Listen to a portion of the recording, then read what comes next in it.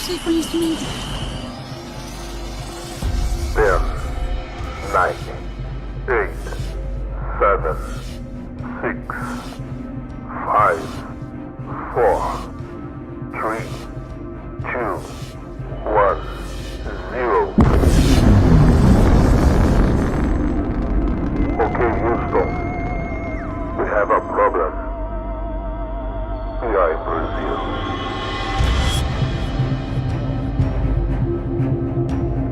Olá, amigos terráqueos! Viemos em paz para mais um contato imediato. E pedir aquela tradicional, porém necessária, intervenção alienígena, E né, tá cara? sempre valendo, porque as tragédias que o mundo traz pra gente toda semana, concebe pra gente, né, Gustavo? Não para de acontecer, tem assunto Sim. sempre.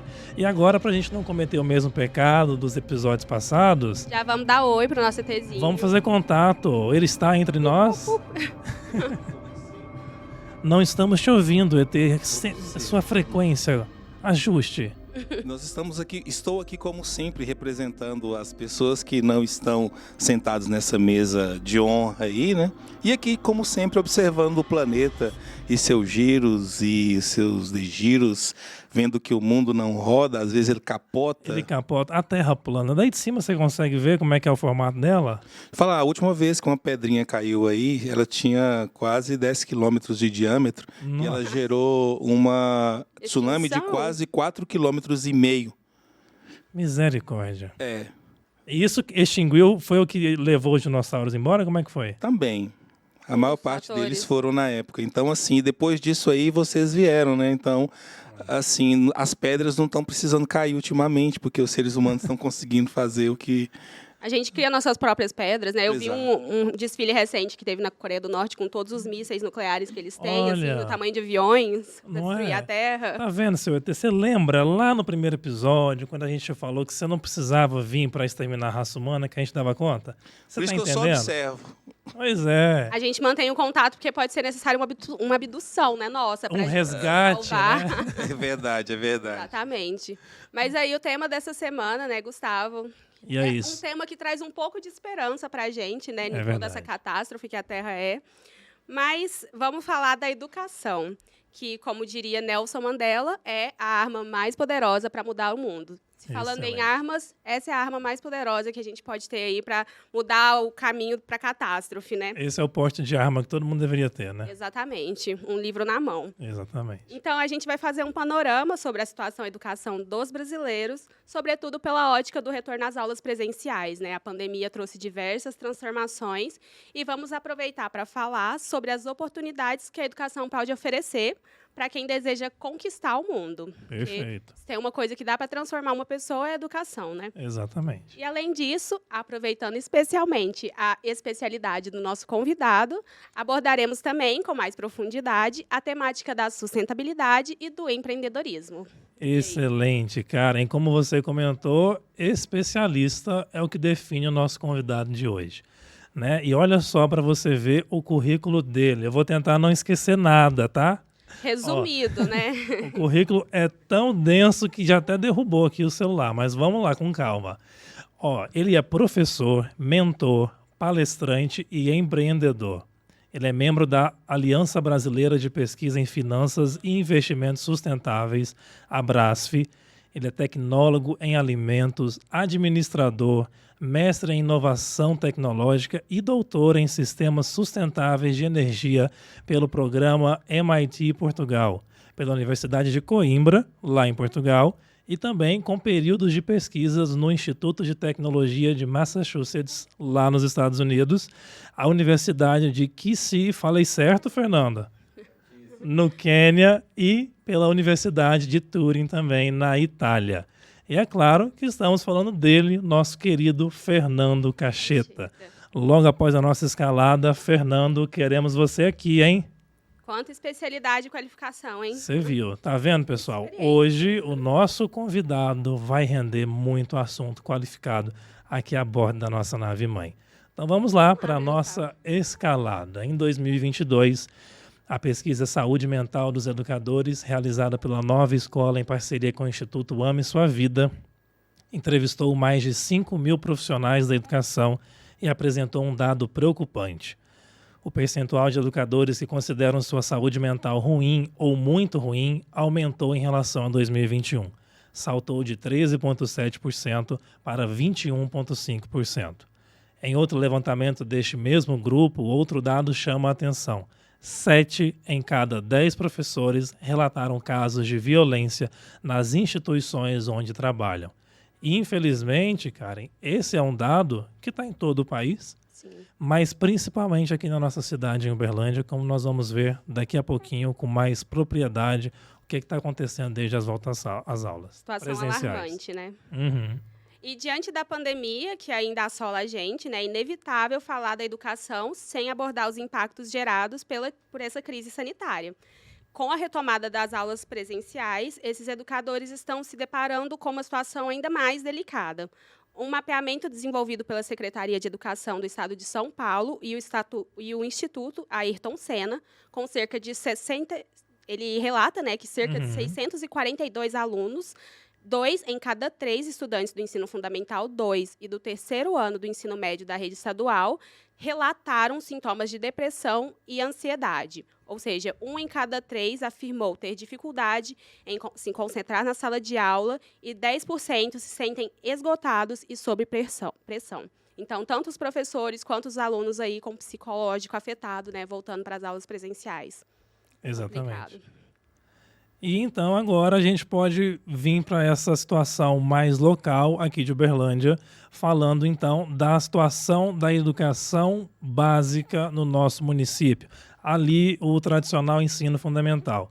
A nossa equipe conseguiu apurar com educadores dessa rede que a situação não está nada bem. Isso desde o ápice da pandemia até os dias de hoje. Né? Eles relatam que a defasagem na aprendizagem dos alunos foi a pior consequência.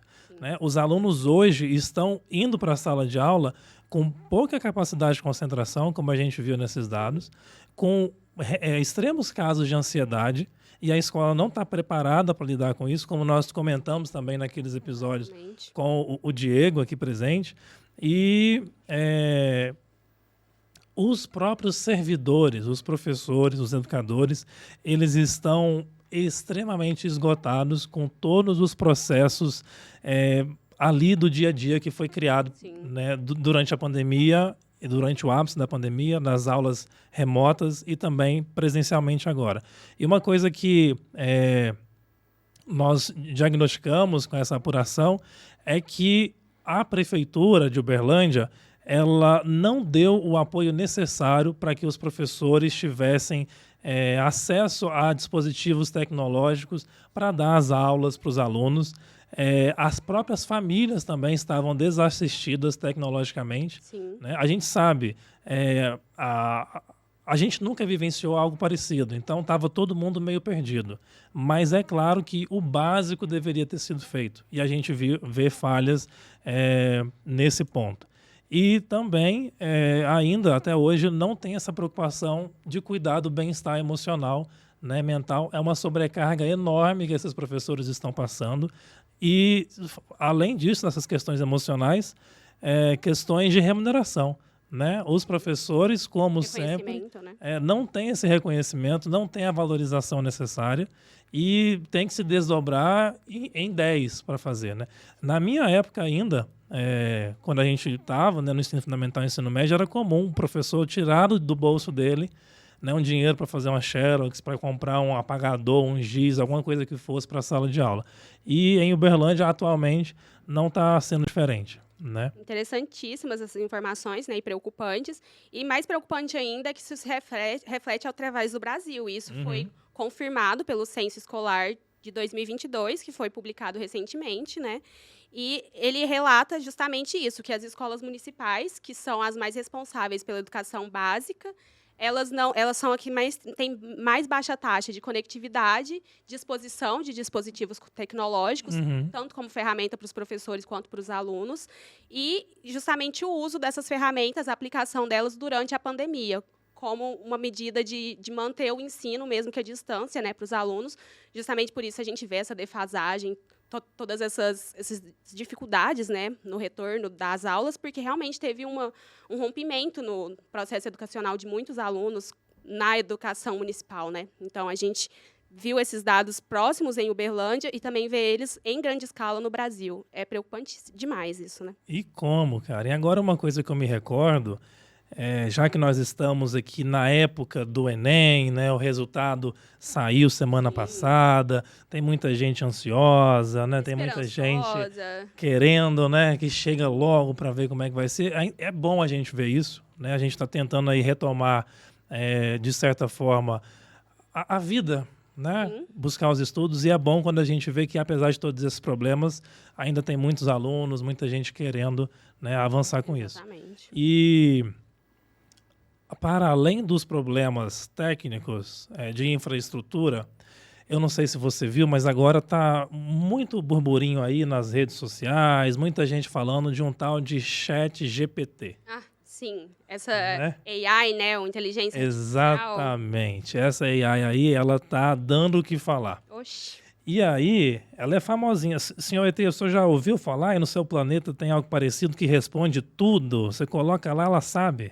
Sim, chama pai. Perguntem ao pai.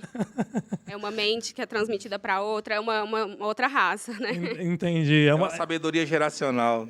Tá certo. Achei que você ia falar lá de Pandora, que você conectava a raiz do cabelo lá na árvore. Antes o nosso pai era o Google, né? Agora tá virando o ChatGPT. Exatamente. Eu acho que ele responde com um pouco mais de detalhes, mais facilidade para entender, às vezes. Mas vocês já utilizaram o site GPT? Eu já fiz alguns testes ali, mas bem amador. Eu utilizei ele para estudar, acho muito útil como ferramenta de aprendizado. Acho que, como qualquer ferramenta, ela pode ser usada sempre para o nosso benefício. Eu acho que tem duas coisas interessantes no chat GPT. Sim. A primeira coisa delas que eu percebi é assim, eu consigo ver se um texto foi feito no chat GPT ou não. Você consegue verificar isso? Sim. Porque dizem que ele não faz plágio, né?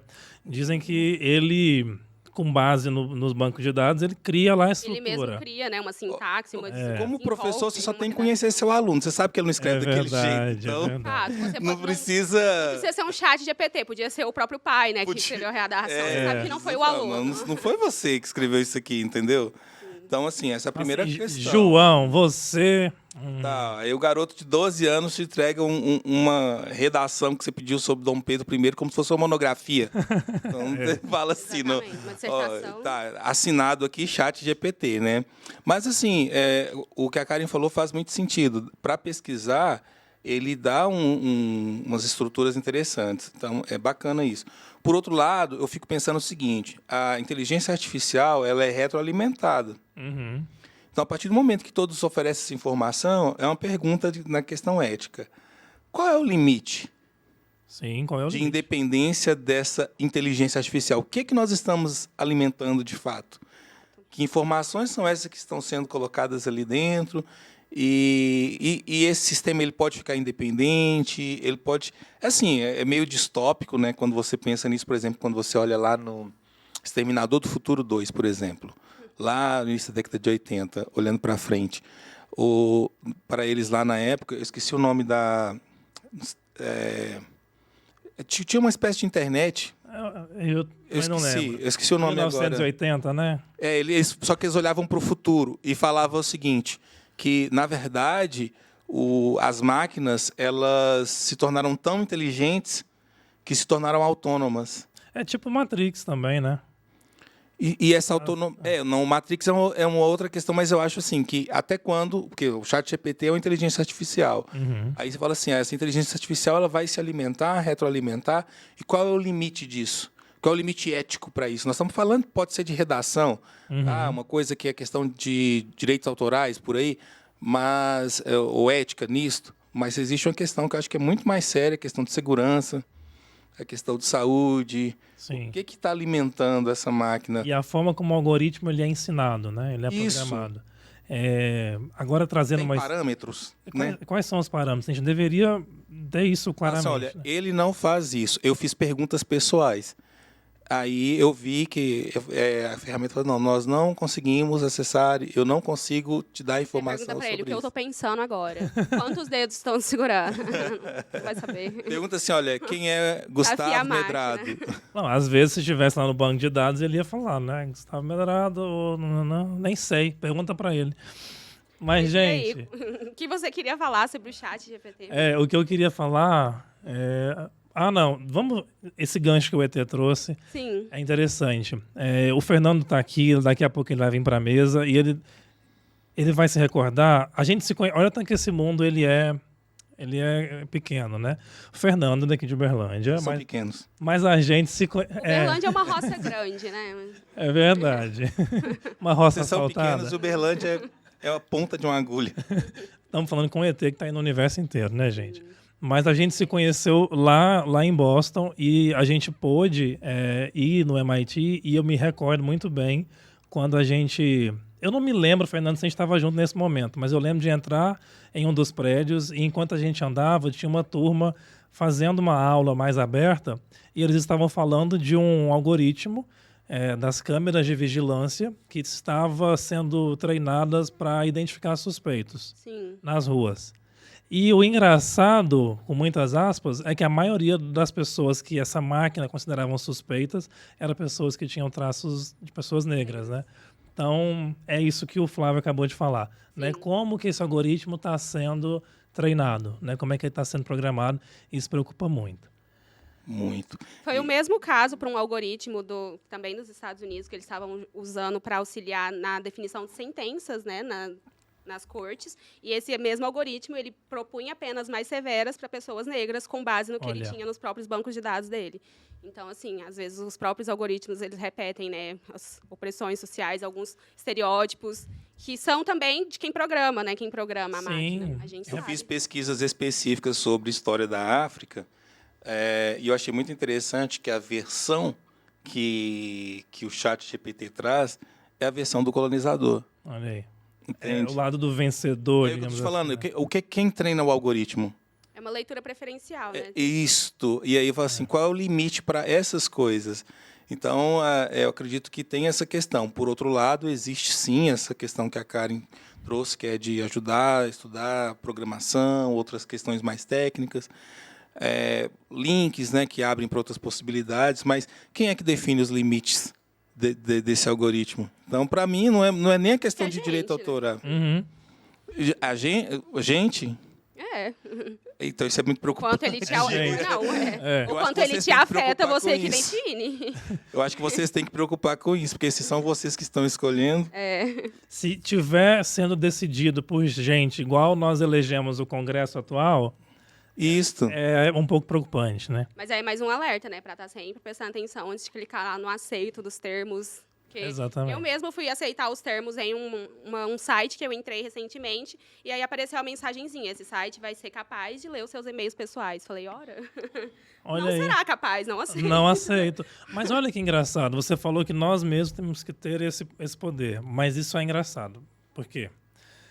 Nós não lemos. Eu não leio. Sim. A verdade é essa. Tem aquele calhamaço lá. Você só rola a página. Declaro que li e aceito. Levanta a mão aqui no estúdio quem lê. Joga a primeira pedra. Ninguém. quem Temos nunca- 5 pessoas e ninguém levantou a mão. Gente, então assim, a verdade é essa. Agora, tem que ter políticas públicas, tem que ter regulamentação, porque eu sou capaz de colocar minha mão no fogo. Duvido que essa informação que você recebeu só apareceu para você porque existe alguma norma dizendo isso. Sim. Avise o seu usuário que vai ser capaz nitidamente lá de fazer tal coisa. Sim. Né? Então, isso nos fóruns de governança da internet, isso é muito debatido, né? E esse debate ele tem que avançar mesmo. Isso está na Lei Geral de Proteção de Dados, né? Sim. Não quer dizer que ela é respeitada, como toda lei, existe a contravenção. Uhum. Então tem que se pensar nisso, mas eu acredito que o limite não é nem só isso, porque as IAs que estão aparecendo por aí, por exemplo, tem de imagens, que é você refazer sua foto. Sim. Naquele momento ali, ela já faz uma leitura da sua face. E ela é capaz de recriar, de criar Isso. imagens do zero, que não existem com base no que você ensinou para ela. Exatamente. Então, assim, existe um limite ético para isso. Eu falo, existe a questão de segurança, existe a questão de biossegurança, Sim. sabe? Porque, veja bem, nós podemos chegar num momento que uma inteligência dessa pode definir, por exemplo, quem é ou não terrorista, por exemplo. Quem é... Mas aí eu acho que entra o julgamento humano, né? A gente vai Sim. decidir uma máquina, deixar uma máquina decidir. Mas essa é a questão. Essa é a Isso questão. que A o gente Flávio usa como trouxe. uma ferramenta. O Flávio trouxe algo. Tem um documentário na Netflix que mostra alguns júris. E aí eles mostrando estatisticamente que o próprio júri, os seres humanos mesmo, estavam lá decidindo. Isso é muito curioso e preocupante. Que se a pessoa que cometeu tal crime, ela era, dentro do conceito de beleza, mais bonita, a beleza, o júri tendia a atribuir uma pena menor que pessoas ditas não tão bonitas. Eu acho que eu ia Pela levar muita aparência. pena. Eu acho que ia levar a Deus prisão é mais. perpétua. Mas a gente brinca, mas isso é sério, né? Então, assim, é o que a gente falou. As máquinas estão recriando o nosso comportamento. Exatamente. Não vamos tão longe. Aqui, o Conselho Nacional de Justiça fez uma pesquisa alguns anos atrás sobre o judiciário e o julgamento de penas para pessoas brancas e negras. Pessoas com penas similares, brancas e negras, com crimes similares, sejam brancos ou sejam negros. Os juízes, normalmente brancos, supostamente héteros ou autodeclarados héteros católicos, a maioria deles, ou cristãos. O padrão. O padrão, eles atribuíram penas para pessoas negras de 3 vezes mais do que das pessoas brancas. Isso é um dado do CNJ. Nossa. E não havia, tipo assim, evidência alguma a não ser a pessoa, a figura da pessoa, a personalidade. Mas eu imagino assim, como o mesmo algoritmo que foi usado nos Estados Unidos, ele evidenciou esse racismo que já estava no sistema, porque ele foi repetir um padrão que já era dos próprios juízes, né? Exato. Então, assim, ele também pode ser usado como um alerta, olha. Então, Sim. um algoritmo para ver se tem tendências nos julgamentos, se eles são preconceituosos. Então, Sim. A gente pode usar- criar um AI para identificar racista, né? Sim. Não Aí vai essa ser AI difícil. vai na casa dele com um drone, Isso. assim, Já o resolve. resto fica para imaginação. Muito bem. Então, fechando esse ponto, esse foi um bom parêntese que Sim, um fizemos. ótimo parênteses. Mas eu queria trazer isso para dentro da sala de aula. O Flávio, enquanto professor, já falou que consegue perceber se é um plágio, se pegou ali do chat ou não. Mas o Manual do Mundo, né, do querido Iberê, tá assistindo a gente, Iberê? Manda um oi. Manda um oi. Ó, ele fez com a equipe dele lá do Manual do Mundo, ele pegou o último Enem, de 2022, porque o ChatGPT só tem no banco de dados até 2021, Aham. né? E aí rodou o Enem para o chat responder. Olha, E aí ele conseguiu, assim, teve algumas perguntas que ele não conseguiu responder, falou assim, não tenho informações suficientes para responder isso. Seria o que eu diria em algumas perguntas da prova, se eu estivesse fazendo. Eu também não tenho, eu te entendo. Mas ele conseguiu ter um resultado mediano, sabe assim? Ele não foi um aluno excelente, excepcional, mas também não foi um aluno ruim. Eu não entendi. Na prova do Enem? Na prova do ele Enem. fez as questões do Enem para o chat GPT. Ah, Isso. tá. Ele pegou a prova do Enem, aquela que é aplicada para pessoas sem deficiência visual, porque o Enem tem muita imagem e o chat GPT não aceita imagem, né? Certo. Então, Tem que nessas ter- Ainda, provas, né? tem a descrição lá da imagem. E aí ele colocou essas descrições tudo lá.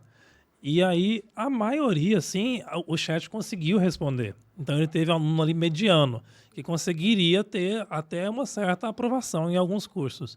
E aí veio um professor para comentar sobre isso. Na redação, ele patinou um pouco, mas... Escreveu melhor que ainda muita gente. mais melhor do que muitos. E, por fim, uma pergunta que o próprio Iberê levanta é isso para dentro da sala de aula, né? Sim. Como que agora os professores vão se reinventar quando o aluno ele tem aqui na palma da mão dele as respostas para muitas coisas, né? Então, como a escola vai preparar essa nova geração? pra Mas chegar? isso já existe. O aluno já consulta o Eu acho isso Google. interessante, porque você falou isso. Eu lembrei da minha época de ensino médio, de às vezes a gente pegar exatamente a questão como está no exercício e procurar ela e encontrar exatamente aquela questão. Sim, mas agora Então, evidencia ainda mais, né? Sim, mas Esse- aí eu acho que que vai realmente do professor, né, reforçar isso dentro da sala de aula. E a gente sabe agora, com todos os dados que a gente falou, né, que eles não têm, né, essa estrutura, infraestrutura tecnológica. Acho que a pandemia evidenciou isso, que muitos professores não têm o conhecimento das ferramentas tecnológicas, né? Então, acho que realmente é um problema, não tem como. Mas, como meu pai falou, você não precisa, acho que, de uma outra ferramenta tecnológica para lutar com o chat GPT. Não, falei, meu pai, né, gente, revelei. Meu pai. É por isso que ele falou que a tecnologia ideal era pai. Exatamente. O banco de dados já vem geracional também. Isso é uma mentira, hein?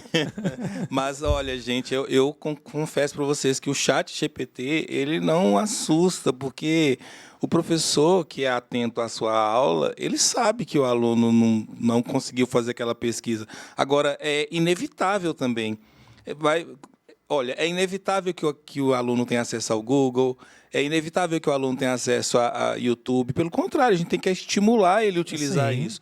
Agora, como que a pergunta deve ser como nós podemos usar o chat GPT de uma forma inteligente para ajudar o aluno? Falar, olha, essa ferramenta te dá a resposta. Mas um exemplo, o chat GPT não entrega.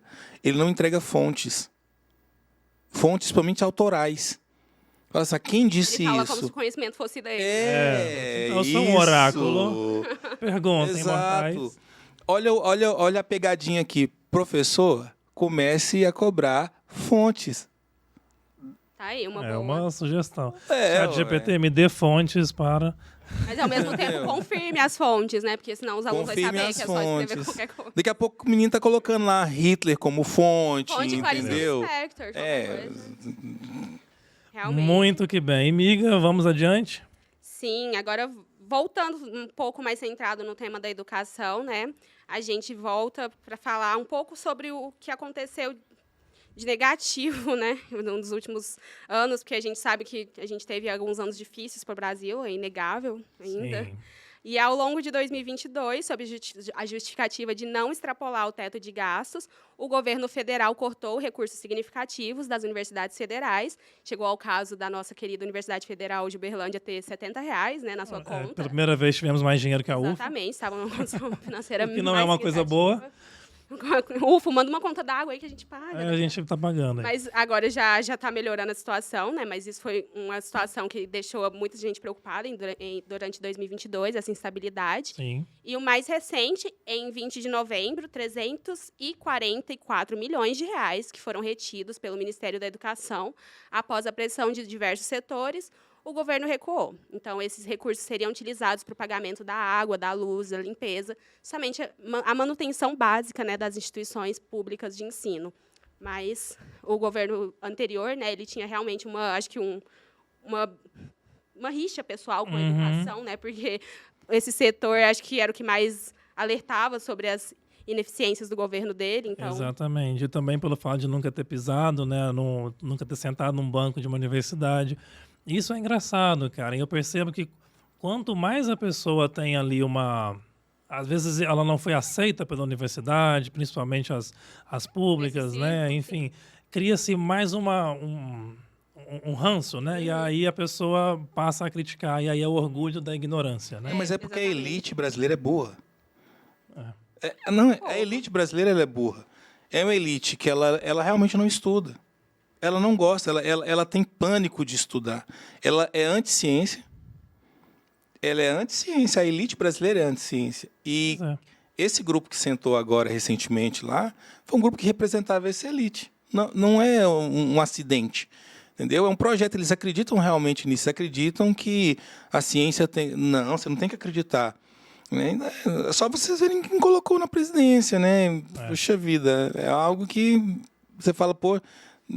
E a gente vê a quantidade de votos que ainda teve na última eleição, Sim. né? Que a gente teve uma vitória, mas foi por pouco. Não podemos Preocupante. esquecer, foi por pouco. E é isso que o Flávio falou, o tipo de gente que estava lá, né? O próprio ex-presidente falou assim, gente, livro tem muita palavra, né? Tem muita coisa escrita aqui, né? Vai lá, vai assistir uma dancinha no TikTok. Imagino, né? Bom, é meio coisa que poderia o pessoal da artes trabalhar, num livro sem palavras, né? Mas, por favor, né, igual você falou, não tem sentido algum. Então, estamos lutando contra uma elite no Brasil que ela é contra o sistema educacional.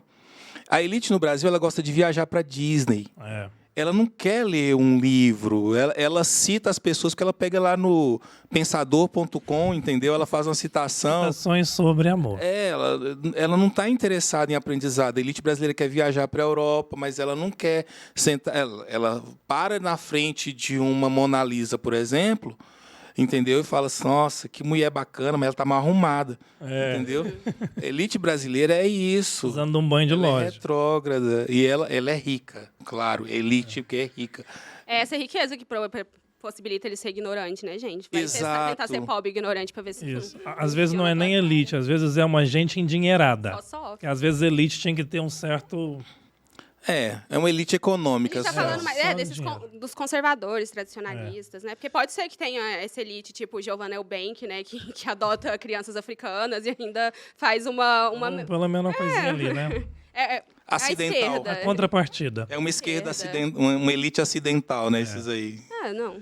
Mas então, muito bem. Vamos para o último tópico para a gente trazer o Fernando aqui para essa mesa. Você viu que o Fernando, a chapa aqui já está quente, né? E, por fim, então, um levantamento recente da revista Piauí, agora de janeiro, trouxe para a gente um retrato da situação da pesquisa científica no Brasil. E o que se vê nesse retrato é penúria.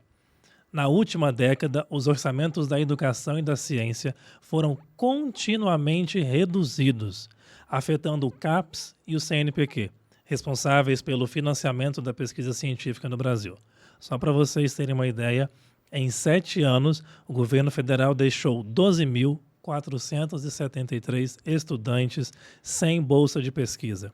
Isso é mais do que a população da cidade histórica de Tiradentes. Entendendo que esses estudantes usam essas bolsas para sobreviver, né? Exatamente. Eles vivem da pesquisa. Sim, pesquisador não é gente que está com a vida ganha. A gente precisa de dinheiro para fazer ciência. Sim. Né? E hoje, gente, não sei E se a vocês... ciência é para todo mundo, né? Exatamente. A gente pro benefício depende de todos. dela. A gente acabou de vivenciar um caos sanitário no mundo inteiro. Se não fossem os cientistas, os estudiosos, né, a gente estava ainda nela. Quem Exatamente. fez vacina? Foi você que fez na sua casa? Você não Então, pegou uma todo o teu receita no conhecimento- YouTube e fez uma vacina, né? E ainda assim, com toda a precariedade, ainda tem gente que Exatamente. fez todo o negacionismo e por aí vai. Nós vamos falar sobre isso com o Fernando, doutor Fernando, mas veja bem, uma coisa que eu acho muito importante. É um país que não investe na ciência.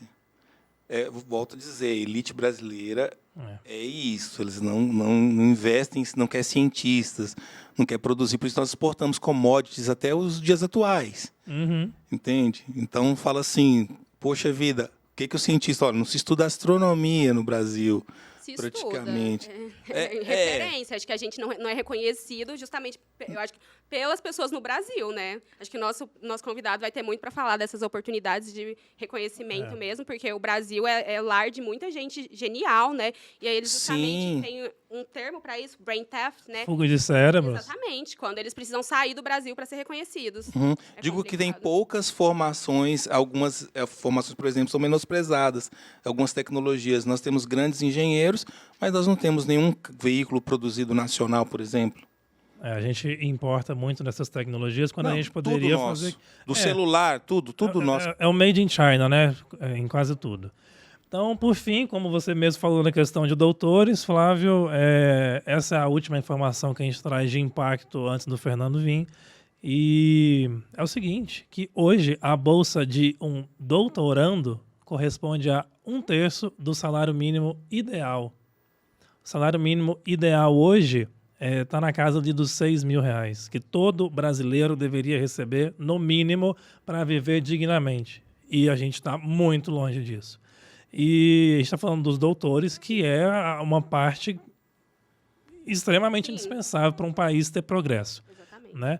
E a última vez que essa bolsa atingiu o valor de um salário mínimo foi em 2001, ainda lá no governo do então Fernando Henrique Cardoso. Então a gente vê que precisa se avançar bastante. Sim. Existem promessas, né, do novo governo de ajustar essas bolsas de pesquisa. Fica do nosso trabalho acompanhar e cobrar, né, que seja realizado. E diante de tudo isso, para tentar jogar uma luz nessa nossa penumbra, está na hora de chamar o nosso convidado, nosso especialista no assunto. E você que nos ouve, nos assiste, vem com a gente, suba a bordo dessa nave, que agora nós vamos navegar por esse assunto com o nosso especialista Fernando Cacheta. Vem para cá. Vambora, Fernando. Então é isso, estamos de volta e aqui agora, já na nossa mesa, Fernando convidado. Cacheta. Seja muito bem-vindo à Área 55, a gente agradece. Eu que agradeço, é um prazer estar aqui. Eu estou aqui para responder qualquer coisa que vocês precisem. Se alguém estiver em casa também, a gente está à disposição. Fica à vontade de conversar. Perfeito. Anotem aí o qualquer coisa. Qualquer coisa é Com tanto importante. conhecimento, é quase o nosso próprio chat GPT. Exatamente. Nossa, só que não. Vamos lá. E aproveitando essa deixa, Fernando, o que você tem aí para nos dizer desse chat GPT aí? Você já teve alguma experiência? Você que está em sala de aula e também estudou sobre... Como é que é? Você vê com bons olhos essa ferramenta? Olha que interessante. Eu já usei a ferramenta, eu já entrei lá por curiosidade também para tentar entender como é que funcionaria, etc. E sim, eu já usei. Olha. E eu achei muito prática. Prática no sentido de ser intuitivo. Você não precisa ter um conhecimento muito grande para você colocar ali um texto e conseguir gerar outras formas de interpretação. Eu diria que no contexto da educação, que foi a sua pergunta especificamente, é um caminho sem volta. Eu sou um professor que não luta contra a tecnologia de forma alguma. Eu vejo como essa tecnologia pode me ajudar naquilo que eu já faço dentro de sala de aula.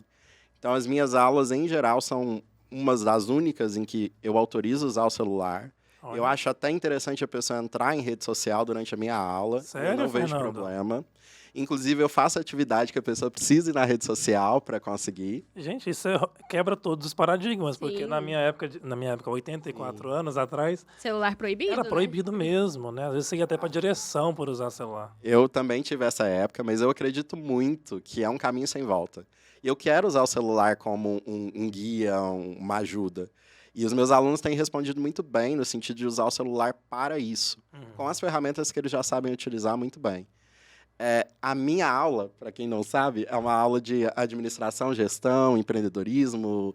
E nessas aulas a gente precisa muito saber, por exemplo, a opinião de consumidor. E era muito complicado se o aluno tivesse que ir na rua, perguntar para alguém, ter essa resposta. Então, ele consegue isso através da rede social, perguntando para alguém à distância. E também eu uso a rede social com os alunos durante a sala de aula para que eles possam comunicar com pessoas aleatórias e trazer eles para a sala de aula para intervencionar de alguma forma. Semana passada, eu vou contar isso porque foi muito bom. Essa Vamos semana, lá. na verdade, a gente começou uma aula e aí surgiu várias discussões. E dentro dessa discussão, uma das pessoas pediu a palavra e falou sobre o caso de uma pessoa da USP, que talvez os nossos colegas conheçam, que é o favelado da USP. O chavoso da o USP. chavoso da USP. Chavoso. É, Sim, alguém aqui já viu ele, hein? Entramos no Instagram, conversamos com celebridade. ele no meio da sala, Conversaram com ele? mandamos um link no meio da aula, ele entrou com a gente na sala para conversar um pouquinho. Que E da foi hora. maravilhoso. E a aula já não foi mais eu, foi ele. O foco certo. mudou. E foi essa semana, foi muito interessante. Como a primeira semana de aula, e como eu falo para os alunos que o celular está liberado, aí eles já ficam essa festa. Mas depois eles entendem o porquê. Porque é uma ferramenta, né? Você Pra mesmo nós já é. mencionou, né? Você é professor, tá aí na sala de aula. E além de professor, quais são suas outras áreas de qualificação, assim, que você mais trabalha? Então, eu gosto muito de começar falando que eu não tenho formação de professor. Eu não fiz uma licenciatura. Certo. Eu fiz um curso de bacharelado, que foi o curso de administração, e um curso de tecnologia, que foi o curso de tecnólogo em alimentos. E a minha visão de educação até então, principalmente quando eu comecei a dar aula, é observar os meus melhores professores e tirar deles as melhores práticas que davam certo para mim.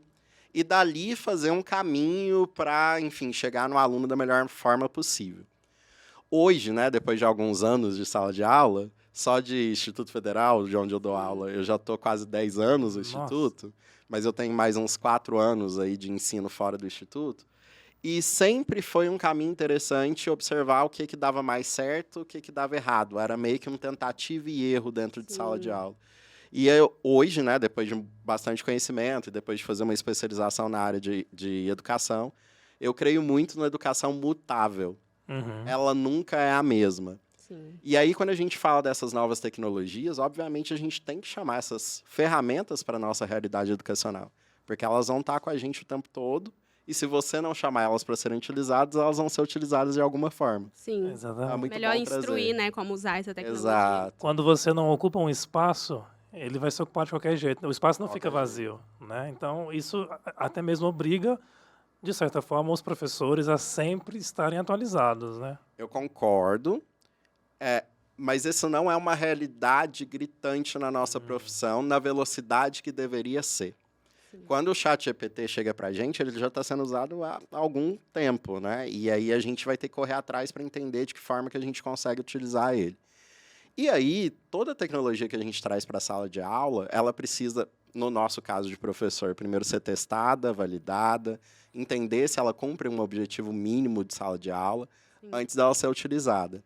Eu realmente gosto de ser pego de surpresa em sala de aula, mas eu gosto que tenha um objetivo fim que todo mundo atinja. Usando essa ferramenta ou não, mas todo mundo tem que chegar naquele fim.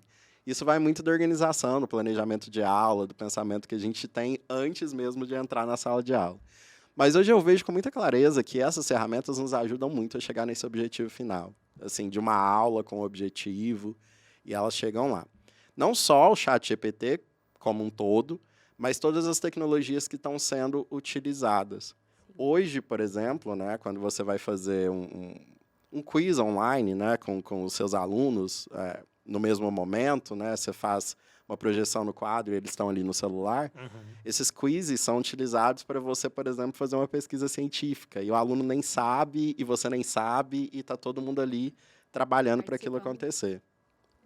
Mas isso quando você falou assim, os alunos não sabem, mas a plataforma, de certa forma, ela diz que pode ser usado para isso. Então, naquelas letrinhas miúdas, quando você entra na plataforma e você fala aceito, e todo mundo clica em aceito, porque não sabe o que está dizendo ali, ali está dizendo que eles podem utilizar para essa forma. E não só isso, esses desafios de TikTok e Instagram e redes sociais, que você posta a sua foto e ele vira uma imagem 3D, aquilo tudo é para banco de dados de pesquisador. Sim. Eles vão pegar aquela foto e etc. e vai para um banco de dados específico. Eu tive a oportunidade de fazer um daqueles testes genéticos para saber qual que era a minha origem. Só ascendente. Inclusive, Angola é a minha origem ali. Olha. Que legal. Um pedacinho do Quênia, um pedacinho do Moçambique. Bom saber. Quero voltar na minha terra. É muito bom. E aí, quando você faz isso, você assina que você doa parte do seu material genético, do resultado dele, obviamente, para as pesquisas e para os bancos de dados que estão sendo criados ali.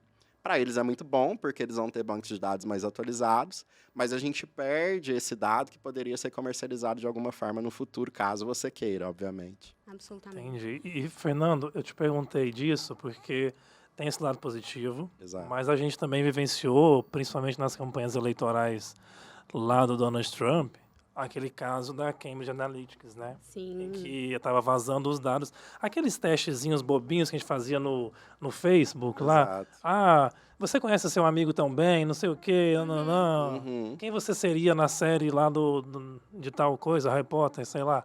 E isso foi Cedendo utilizado. todas as suas preferências, né? Isso. Então a rede ela vai ali mapeando o seu perfil, né? Então isso pode ser Exato. utilizado tanto para a ciência no ponto de vista de progresso. Quanto pelo mercado, quanto pelo Estado. Isso. Do várias ponto de formas. vista de mercado, assim, eu sou administrador também, então eu gosto muito de falar do ponto de vista de mercado. Também é um caminho sem volta. A análise de dados é algo importantíssimo, é uma ferramenta muito forte. Traz resultados, né? Traz. E, na verdade, você consegue discutir muito através desses resultados, coisas que você não vê a olho nu, sem olhar os dados mais a fundo. E eu não vejo, embora tenha sido utilizado na eleição para coisas não tão boas, mas eu não vejo que isso tenha um fim. Eu vejo que as outras organizações e as próprias organizações fiscalizadoras precisam começar a olhar para essas ferramentas. O STF, por exemplo, né, em época de eleição, tem um corpo técnico incrível que ficava ali olhando as postagens e eram julgadas e retiradas naquele momento. Mais uma vez na rede, sempre na rede. E aí você tem que ver como você vai filtrar isso de alguma forma. Principalmente a tia do Zap, que não sabe que aquilo pode ser uma mentira e leva aquilo como verdade absoluta. Inclusive, a maioria das notícias, né, que tem maior potencial de propagação são fake news, né? A gente tem muito mais propensão a acreditar em algo escandaloso, né? Porque a quem não gosta de uma boa fofoca, né? A verdade é que, às vezes, né, Fernando, não é uma fofoca simples, né? Às vezes mata, né? A desinformação, como a gente viu, mata. Mas, enfim, vamos avançar adiante. Se você ia dizendo alguma coisa, Karen? Amigo, não. Mas acho que a gente queria saber um pouquinho mais da trajetória, né, do Fernando. Você falou dessa sua experiência como professor e essas técnicas que você usa na sala. Isso foi alguma coisa que você pegou durante sua própria trajetória de aprendizado? Sim? Como é que foi? Eu creio que sim. Eu tive uma grande vantagem na minha adolescência, que foi dar aula durante um período. Na verdade, eu pegava aulas de inglês e geralmente eram aulas para crianças ou adolescentes em escolas de idioma da cidade. E foi muito interessante dessas aulas porque eu descobri algo que eu realmente tinha vontade de fazer, que era dar aula. Olha. E comecei a dar aula com 15 anos. Quem lembra de mim nessa época, por favor, perdão, estava começando. Professor novinho. Mas, enfim, deu tudo certo de continuar dando aula. Eu gostava daquilo que eu fazia com 15 anos. Era uma grana que surgia também, e para mim aquilo era novo e interessante. Mas quando eu fui escolher minha profissão, eu olhava para os meus colegas que davam aula junto comigo nas escolas de idioma, todos formados, licenciados em letras e em algumas outras licenciaturas. E eles recebiam o mesmo que eu recebia. Eles tinham alguns problemas muito importantes. Então, eu fui fazer faculdade para não ser professor. Essa era a minha ideia. Mas a gente começa a entender que você não pode lutar contra algumas coisas que a sua vida escancara, assim. Vocação. Vocação. Mas quando eu fui para a universidade, e aí eu fiz 2 cursos ao mesmo tempo, gente, não faça isso, por favor, tenha amor à vida. Realmente. A gente vê o nível da pessoa, né? Eu fiz Tem 2 tecnologia. processadores. Isso, mas nem era, precisava dormir, gente, era uma coisa incrível. Fiz tecnologia em alimentos de manhã e fiz administração à noite na Universidade Federal. Eu sempre tive na minha consciência de que eu queria experimentar, queria entender qual área que poderia dar certo comigo. Então, eu fui para o mercado de trabalho entendendo que eu queria algumas experiências que não fossem dar aulas. Então, eu comecei, fora da aula, a ter, por exemplo, uma experiência na empresa júnior do curso de administração. Lá você presta uma consultoria para o mercado com um professor por trás que fica ali te ajudando. Foi excelente, eu fiquei naquele contexto ali 1 ano. Depois, eu saí da empresa júnior porque eu passei num concurso público do Estado.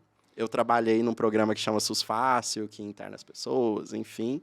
Mas eu não gostei da experiência de trabalhar neste serviço e com toda a instrumentação da saúde e de gestão da saúde que o SUS Fácil tem. Saí do SUS Fácil e fui trabalhar quase 12 horas por dia no Martins, na época. Nossa. Assim, 12 não é para horas. falar. Nos dias normais eram 10, gente. Tá tudo certo, tô brincando. Mas, enfim, Você no máximo dormia eram lá, 8. né? Praticamente. Era muito próximo da minha casa, então tinha dia que passava assim. Então, eu fiquei 1 ano no planejamento e controle logístico do Martins. Foi uma universidade, assim, de conhecimento que eu tive. Sou muito grato àquilo. Mas também grato a entender que aquilo não era para mim. Ficar atrás de um computador, digitando aquelas habilidades todas que a gente pega, aquilo não era para mim. E era bom entender aquilo naquela época. E aí, o Martins, obviamente, eu gosto de contar as coisas como elas realmente são, para não fantasiar as coisas que eram Claro. irreais.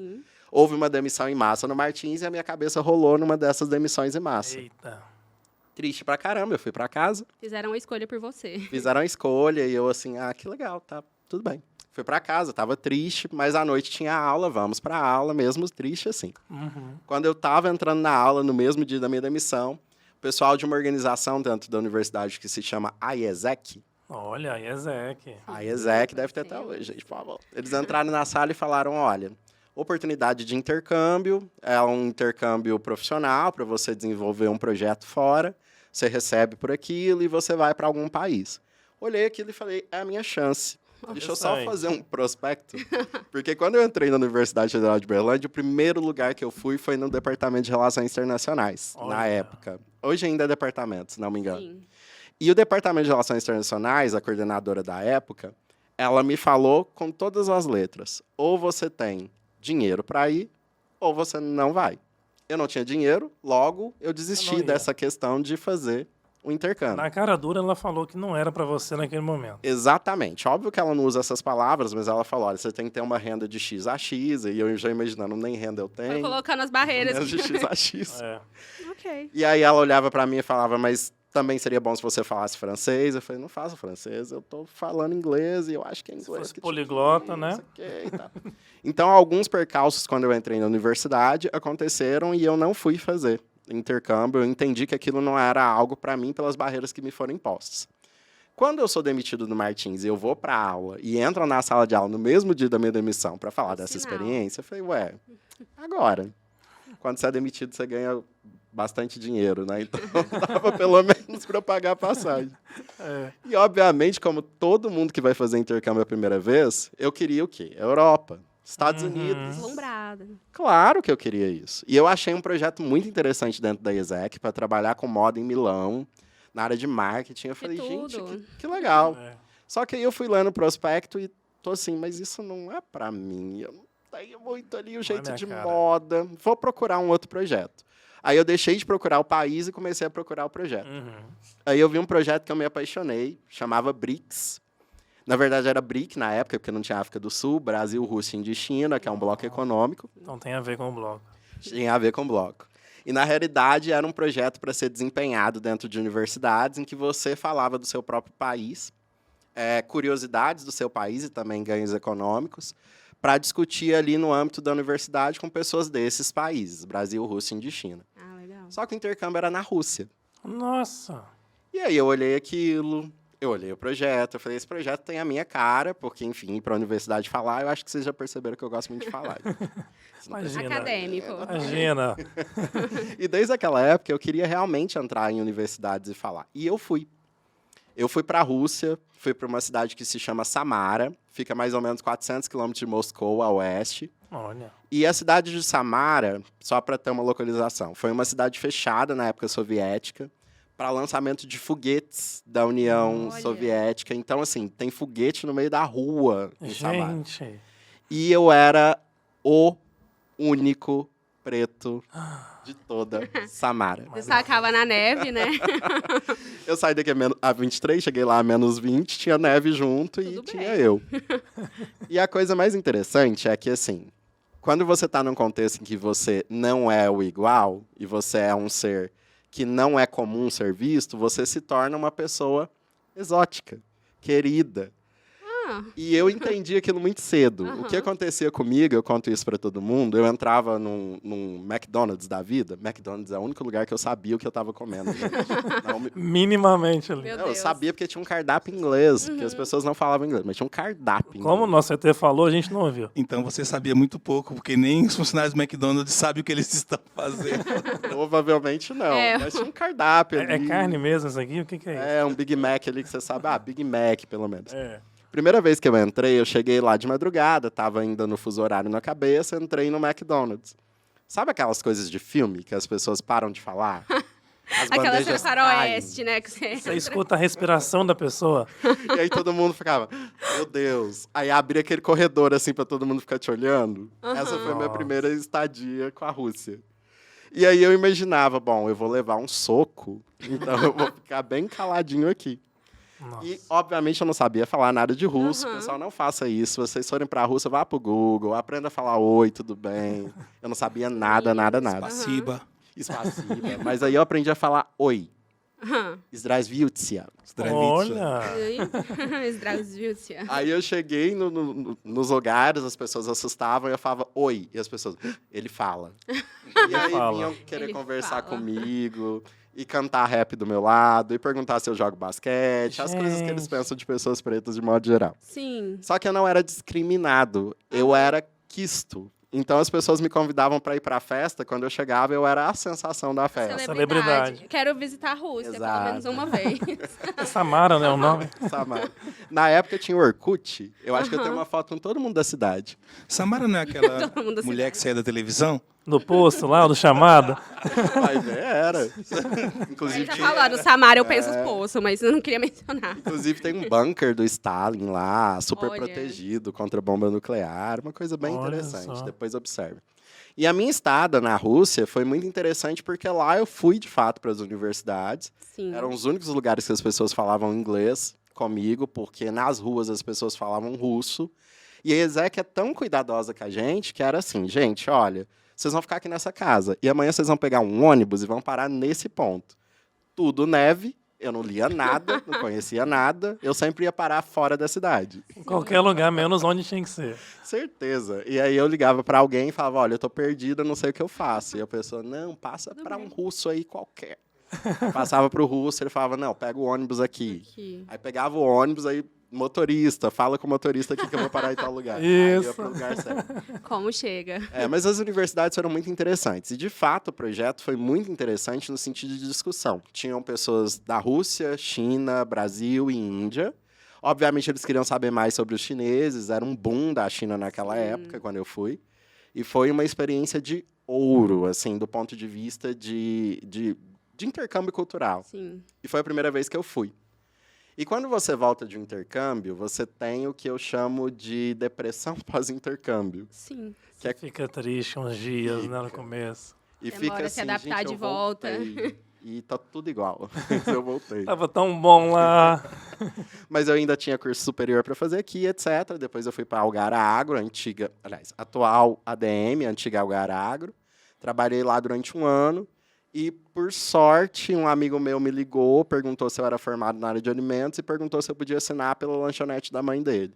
Olha. Eu falei, posso.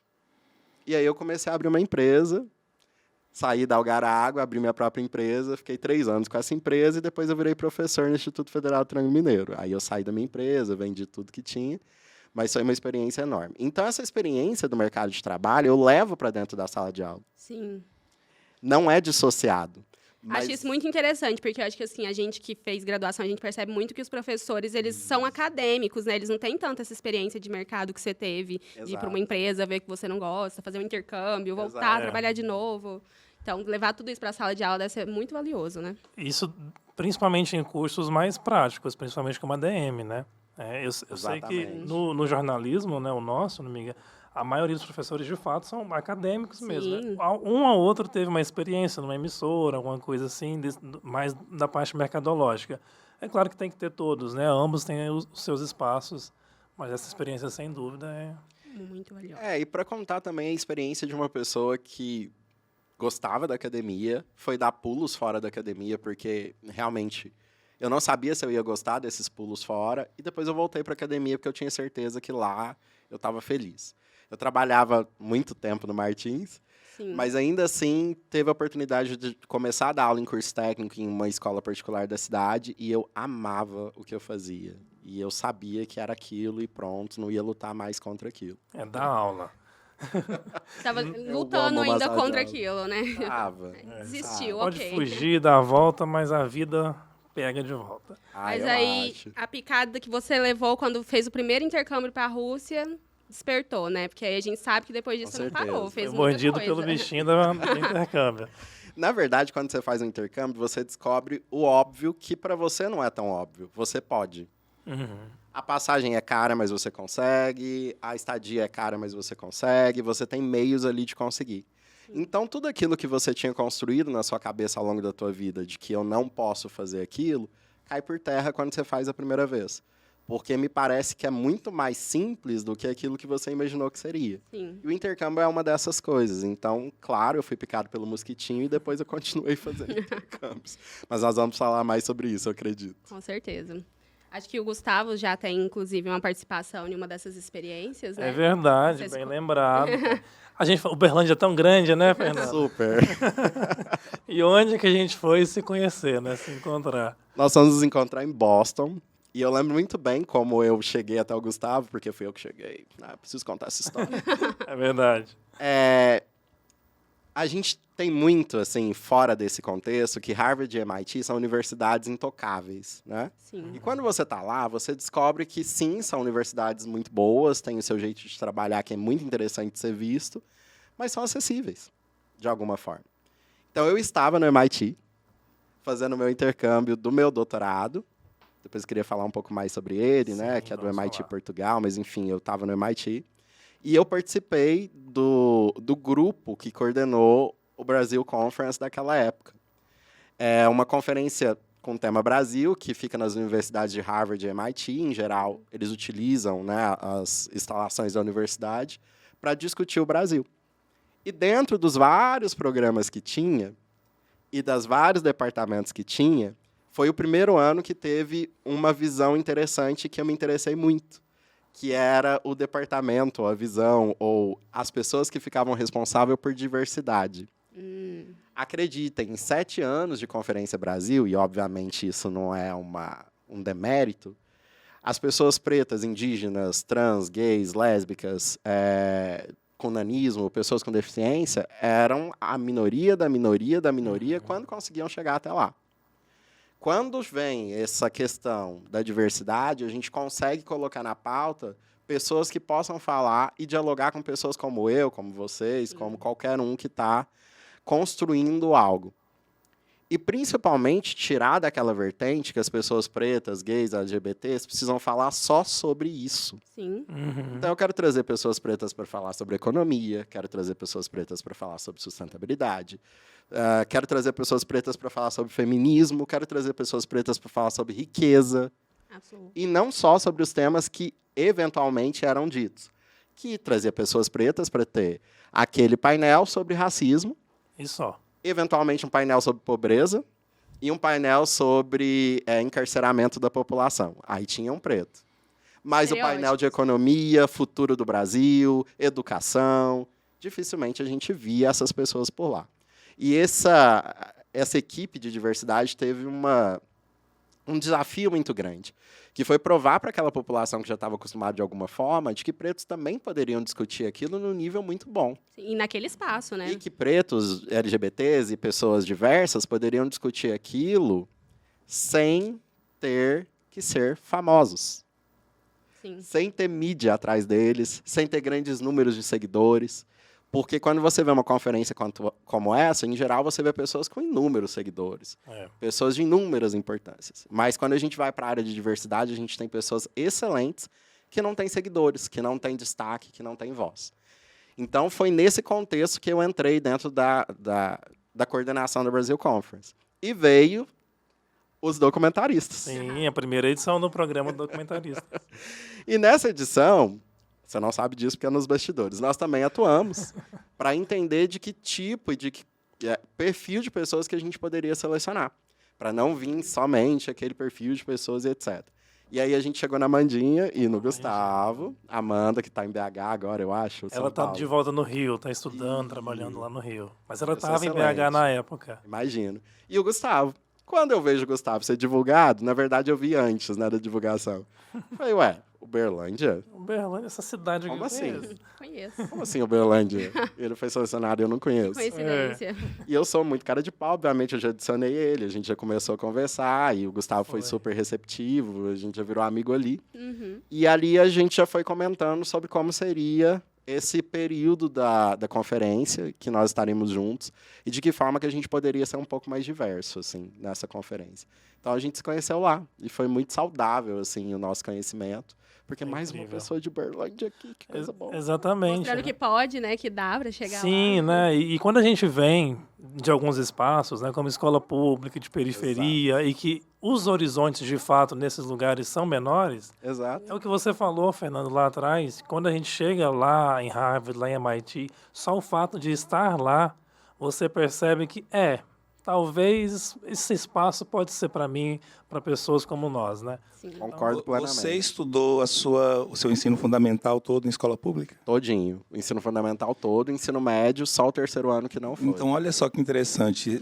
Vocês estão numa mesa agora com 3 pessoas, ambos tiveram experiência de um intercâmbio, alguns com mais tempo, outros com menos tempo. Todos nós 3, né? Todos A Karen três, também, a Karen jovens pelos embaixadores. Unidos, jovens embaixadores, o Gustavo Medrado pelo Brasil Conference, e você, né, por tudo, né? Obama, sei lá quem mais.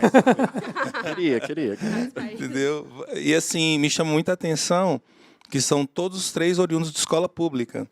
E a oportunidade que vocês tiveram para experimentar outro país foi através da educação. Sim. É verdade. Foi ela que foi a ponte. Então, a minha pergunta para você é de que forma que você enxerga a educação como uma ferramenta eficaz. Também não é só ir para o exterior para passear, igual como eu te falei anteriormente. No Brasil, o rico vai para os Estados Unidos tranquilamente. Vai para A Orlando. experiência que eles estariam contando aqui é diferente da sua. Nós estivemos na Disney. o outro foi para não sei aonde. Ok, vocês não. Eu fui no MIT, outro foi em Boston. Eu tive no... Como é o museu, Karen, que você foi? Smithsonian. Smithsonian. Então, são experiências educacionais que vocês estão trazendo à mesa. Então, de que forma que a educação pode oferecer para as pessoas que estão nos ouvindo oportunidades para elas conhecerem outras culturas? Olha, você tocou num ponto excelente, que é a porta que foi aberta pela educação. Eu sou muito grato a todo o meu percurso educacional. E eu sou grato também às pessoas que, durante o meu percurso educacional, tentaram botar na minha cabeça que eu não poderia chegar em algum outro local que não fosse aquele predestinado a mim. E eu gosto de falar isso porque, muitas vezes, quando alguém vê uma pessoa como eu, ou como os meninos que foram para fora, pensa que todo o nosso nível educacional, as pessoas sempre nos apoiaram, sempre nos levaram para frente. E há alguns anos da minha vida, isso foi completamente contrário. As pessoas falavam para mim que o sonho era muito alto, que não dava, que era melhor ficar por aqui, que, enfim, sonha com uma coisa mais leve, né? Vamos tentar fazer de uma outra forma. Sim. Então, assim, embora o percurso educacional ele tenha sido um percurso normal, mas com vários tropeços aí para a gente prosseguir ao longo do caminho, ele foi essencial para eu chegar onde eu cheguei. Primeiro, o livro é libertador.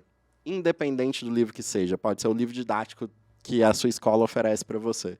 As figuras que ali estão, a chance de você conhecer a história de outro país, né, falando da disciplina específica de história, a geografia que a gente estuda dos demais países, aquilo é libertador.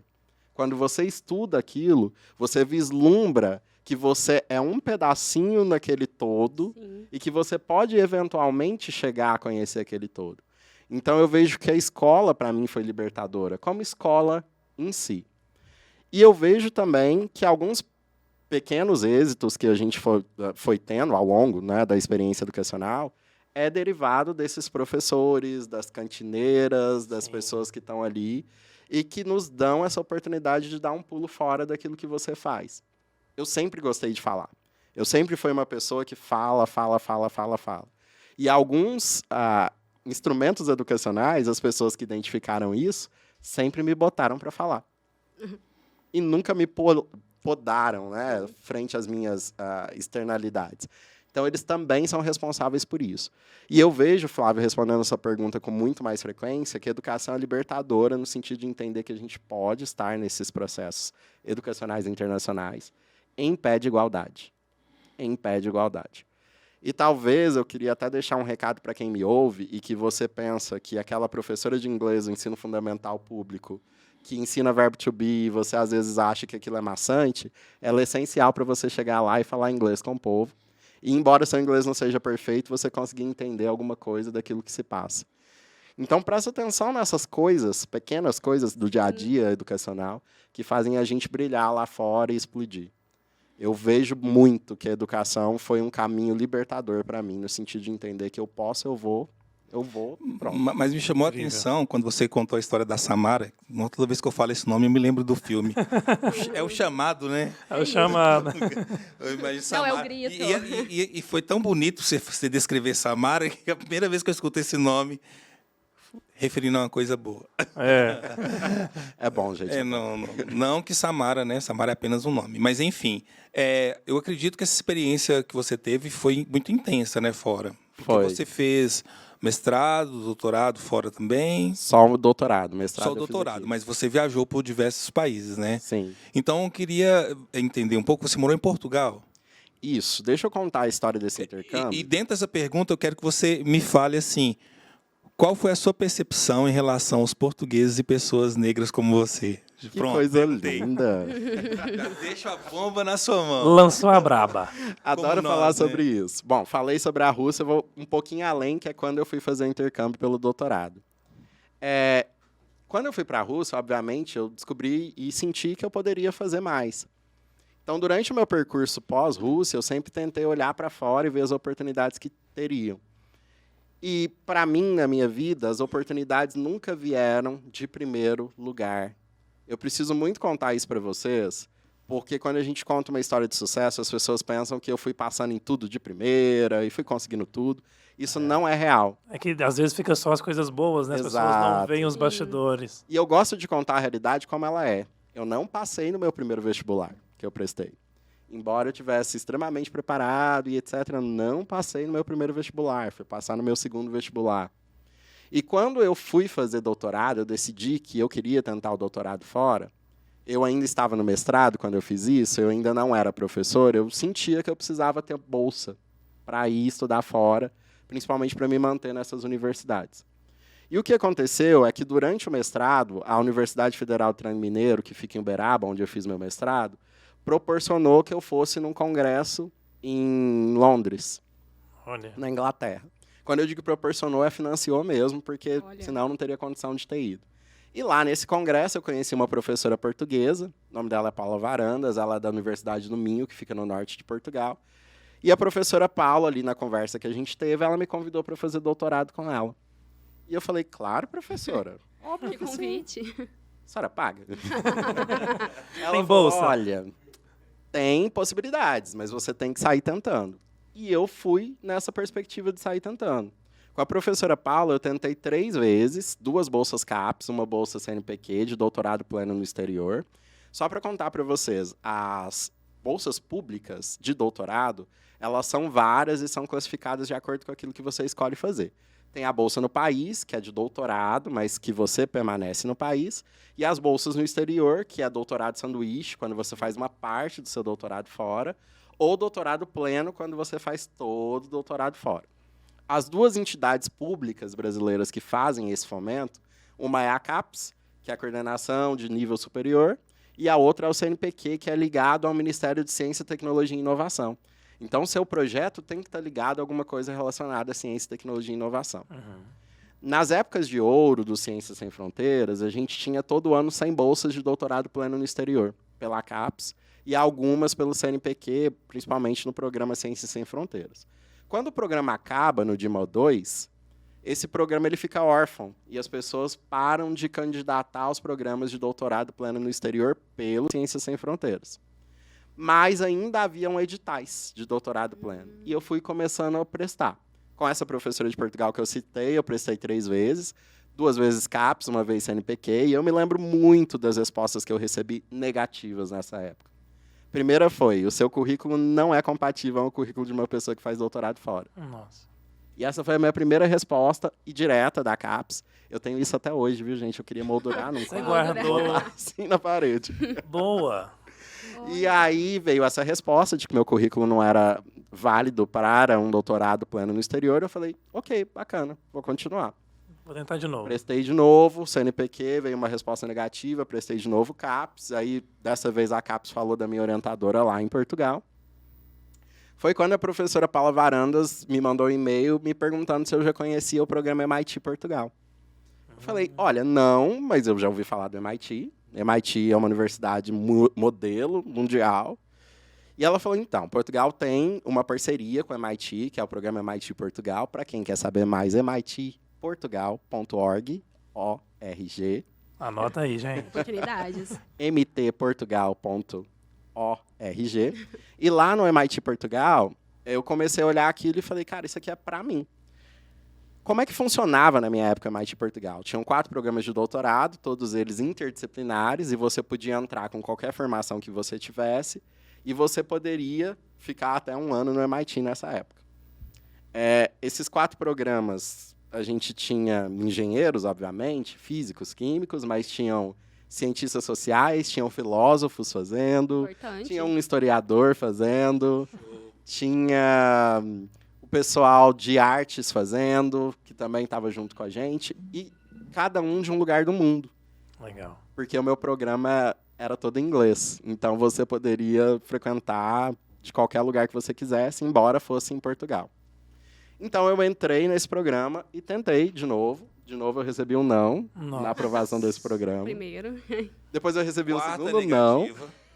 Quinta. Quinta, Já encheu uma mão. Outro programa, a gente volta pro 0. Depois, eu tentei CAPES novamente. Não de novo. Nossa, Fernanda. E aí, por último, quando eu já era professor, eu falei, bom, enfim, vou prestar no MIT Portugal, porque é um programa que eu quero muito entrar, eu tinha muita vontade de entrar. Prestei. Só que dessa vez, no lugar de ver o local que eu ia, eu fui olhar os orientadores. Qual orientador poderia trabalhar na área que eu queria trabalhar. Eu queria trabalhar em qualidade ambiental e eu achei um orientador em Coimbra. Coimbra é uma cidade do interior de Portugal, que eu nunca fui, nunca tinha ouvido falar, assim, especificamente. Depois minha mãe me lembrou que tem uma música do Roberto Carlos que falava de Coimbra e etc., mas eu nunca soube disso. E eu prestei. E eu passei sem bolsa. E fui. Sem bolsa? Como? Sem bolsa. Porque Eita. nesse caso eu já era professor, eu já tinha uma reserva de Ah, emergência, né? Enfim, vendi meu carro e fui. No que você vai sem bolsa, você imagina o quê? Meu sonho de vida quando eu fui era ter um quarto só para mim. Só que Portugal é muito barato, né? É um dos países mais baratos da Europa, como o professor falou, como o ET falou, tá na periferia. Somos. Tá na periferia da Europa, então lá é muito barato. Então eu consegui ter um apartamento e consegui ter uma qualidade de vida muito boa, mesmo, né, recebendo em reais e etc. Só que eu nunca parei de tentar. E eu nunca parei de receber não. A Depois cada eu não, tentei. mais uma tentativa. Exatamente. Depois eu tentei as bolsas portuguesas mesmo, da FCT, e eu recebi um não. E aí eu tentei CAPES de novo, recebi um não de novo, mas já era só para O nono, contextualizar. contando, hein? Já não tem nem mais dedo pra contar. O nono. Só para contextualizar, já era um governo que não apoiava tanto bolsas no exterior. Então, por ano, iam 9 pessoas do Brasil, 8 diminuindo. pessoas do Brasil. Foram diminuindo. Começaram os cortes. E foram fortes, né? Porque essas bolsas de doutorado pleno, elas são caras para o Brasil, porque eles pagam em você em euro, né? E ainda paga a taxa da universidade. Algumas universidades, as taxas são enormes. E aí, quando eu passei, eu fui olhar para o MIT, porque eu falei, já que é uma universidade tão boa, por que eu não tento direto para o MIT? Aí a primeira página, aí tem lá descrito como é que você faz para entrar e etc. Você podia até tentar. Aí eu fui para uma página de taxas. A hora que eu entrei lá, eu vi 75 mil. Eu falei, bom... 1.000 o quê? Isso Reais? seria eu, né? Reais já é demais. Aí mas eu olhei o certamente- símbolo, dólares. Ah, Aí eu falei, eu acho que eu não vou prestar, não. Eu acho que mais Isso é não pra vai dar mim. certo. Acho que nem vendendo meu coração talvez valha tudo isso. E não vale. E, na verdade, assim, é 75 mil dólares porque ninguém paga. Ou você financia, ou você tem o próprio financiamento da universidade, ou você tem bolsa. que desconta, né? Pelo menos Exato. uma porcentagem. Você é filho de milionário. Ou você é filho de milionário, mas mesmo filho de milionário não milionário... Pede um desconto na hora, né? Mas mesmo filho de milionário não costuma passar no doutorado para fazer essas coisas, não. Em Ah, geral, é. é a pessoa que tá ali bem, assim, focada no estudo. Sim. E aí, o que acontece? Eu falei, bom, pelo MIT não vai pelo MIT Portugal. Fui, fiquei 1 ano lá, e nesse 1 ano eu comecei a prestar vários tipos de bolsa. Uma dessas oportunidades, Portugal pagou para a gente fazer uma semana de inovação no MIT. Olha. Olha. E eu falei, bom, vou tentar, né? Não estou fazendo nada, vou tentar me inscrever. Me inscrevi e fui selecionado. Portugal realmente pagou e a gente foi ficar uma semana lá. O primeiro sim. O primeiro, sim. Olha aí. Eu tinha que ficar lá uma semana, eu tinha que achar o meu orientador do MIT, que não é fácil, porque, enfim, vocês devem imaginar que o mundo inteiro quer estudar ali. Claro. E eu tinha que participar da semana de inovação, mas entender se aquilo era para mim ou não. Achei meu orientador. Mandei para ele um arquivo com 80 páginas escritas, todo em inglês revisado, tudo bonitinho, porque eu tinha certeza que ele ia ler. Com certeza. As 80 Absoluto. páginas. Cheguei lá para conversar com ele. Eric Ribentish não é bem um professor, ele é um pesquisador que dá aulas. No MIT tem essas divisões, porque em geral as pessoas são pesquisadoras. E o Eric virou para mim, né, eu cheguei na sala dele, percebi que ele não leu nada do meu trabalho, Nem um resumo. nem assim para dar aquela folheada, sabe? Tava online, na verdade, nem para abrir assim o PDF, dar aquela olhada por cima. Não, o Eric não leu o meu trabalho. E ele falou, tá, me apresenta o seu trabalho, você tem 20 minutos. Eu falei, pitch. ótimo, claro, na hora. Agora. Por que não? É. Vamos lá. Apresentei todo o meu trabalho para ele, né, o que eu queria fazer. No final ele virou para mim e falou, olha, ele me perguntou algumas coisas do trabalho, mas depois ele falou, olha, muito bom o seu trabalho, mas a minha pergunta é, quando você vai vender a sua proposta de trabalho? Falei, vender? Ah, como assim? Vender. E eu não entendi na hora qual venda que era. A gente sempre pensa que é uma expressão idiomática, né, já que a gente está em outro idioma, que vai remeter a Certo. outra coisa. Aham. E assim, eu olhei para ele e falei, vender, vender? Ele falou, vender, a gente precisa comercializar esse projeto. Pro mercado mesmo? Para o mercado, é um dos compradores. Olha. Eu falei, claro que a gente está pensando nisso. Claro. Imagina. Quem Tenho nunca tudo vendeu? planejado. É. Quem nunca vendeu Quando uma você proposta? chega pra dar alguma coisa pra alguém, você fala, quanto você quer? Eu falo, opa, peraí. Quem nunca vendeu uma proposta de TCC na vida? Claro que sim. Normal, né, você receber isso do seu orientador. É. Eu saio da sala dele, puxo meu celular e falo, gente, na vida nada se cria, tudo se stalka. Vou vendo, Como vender uma proposta de... vou vendo no currículo Justo. dele para quem que ele vendeu as propostas dele. Aham. E a hora que você abre o currículo, tem lá para onde que as pessoas mandaram o projeto e quanto que cada um desses projetos deram de grana. Falei, cara, peraí, isso aqui é um universo que eu nunca vi na minha vida. Olha. E comecei a tentar. Então, tinha uma fundação em Singapura que poderia, sei lá, abarcar o meu projeto. Me inscrevi, recebi um não. Tinha uma fundação Ford que ficava na Alemanha que poderia pegar o meu projeto. Me inscrevi, recebi um não. Tinha uma associação, sei lá, na Ásia, em algum país asiático que poderia, enfim, pegar o meu projeto. Recebi um outro não. Voltamos para a coleção de não. E aí eu fui Tentativas. para o projeto, que era da Coreia do Sul. E, enfim, diferentemente dos outros, eu li todo o edital, eu vi o que tinha que ser feito e fui fazer a entrevista para esse projeto. Aí eu enviei todos os documentos e eu fui selecionado para a primeira etapa. E a segunda etapa ia ser uma entrevista. Olha. Falei, ótimo, Coreia do Sul. Tá tudo É certo. isso. Logo ali. bora. Abri a entrevista, todo preparado, todo vestido para entrevista, tudo bonitinho, a cara de biscoito, assim. Ah, que coisa boa, quero Fundo dinheiro. de livros. E aí eles começaram a me perguntar o que o meu projeto tinha a ver com a economia da Coreia do Sul. E por Economia? mais que eu disfarce, né, eu não sou o economista da Coreia do Sul. É. O A gente vai PIB tentando coreano. conectar. Não. Então, o K-pop, entendeu? Essa dança que vocês fazem, tem tudo a ver com o meu trabalho. Isso. K-pop. Vamos lá. A única coisa. Mas aí eu me inscrevi para uma fundação no Japão. Gosto de falar nomes, porque a gente pode falar. Chama Fundação Tóquio. O projeto que eles pegam se chama SYLF, SYLLF. E eles fomentam projetos no mundo inteiro que tenham a ver com os 17 Objetivos de Desenvolvimento Sustentáveis. Sim. Para quem não conhece, os 17 Objetivos, ele não é só uma filosofia dos quadradinhos coloridos. Lá da ONU, né? Exato. Para nós, ele é uma fonte de receita. Todas as vezes que você enquadra um projeto nos 17 Objetivos, você consegue muito mais financiamento do que poderia ter. Olha. Mas, diferentemente das outras vezes, lembra que tudo se stalka? Eu fui procurar alguém que já tinha essa bolsa. E achei uma menina de Lisboa, que já tinha pegado a bolsa. Adicionei ela e falei, olha, meu nome é Fernando, eu estou concorrendo e eu gostaria muito de entender. Ela, olha, me liga. Eu falei, claro. Liguei para ela super simpática, virou para mim e falou, olha, eles vão te perguntar sobre os 17 objetivos, sobre isso, aquilo outro e tal. Fui para a entrevista, fiz o curso de 17 objetivos, estava tudo na ponta da língua. Me perguntaram exatamente o que ela disse. Olha, tá vendo? Tanto que é Valeu. bom e preparado, bem instruído. Sim. Passei em primeiro lugar nessa bolsa. Foi a Ó, primeira. O primeiro sim veio com tudo, pra né? compensar a coleção de não. Veio Foram você. 13 não, se eu contei até aqui. Hein? Esse foi o primeiro sim, mas vai ter mais agora. Primeiro Vai Aí depois Aí. a cachoeira de sim. E aí, na época, né, esse projeto era abarcado, e aí eles davam um valor de $10 mil para a gente desenvolver. Para mim já era um dinheiro muito forte, porque pagava todo o meu primeiro ano lá e etc.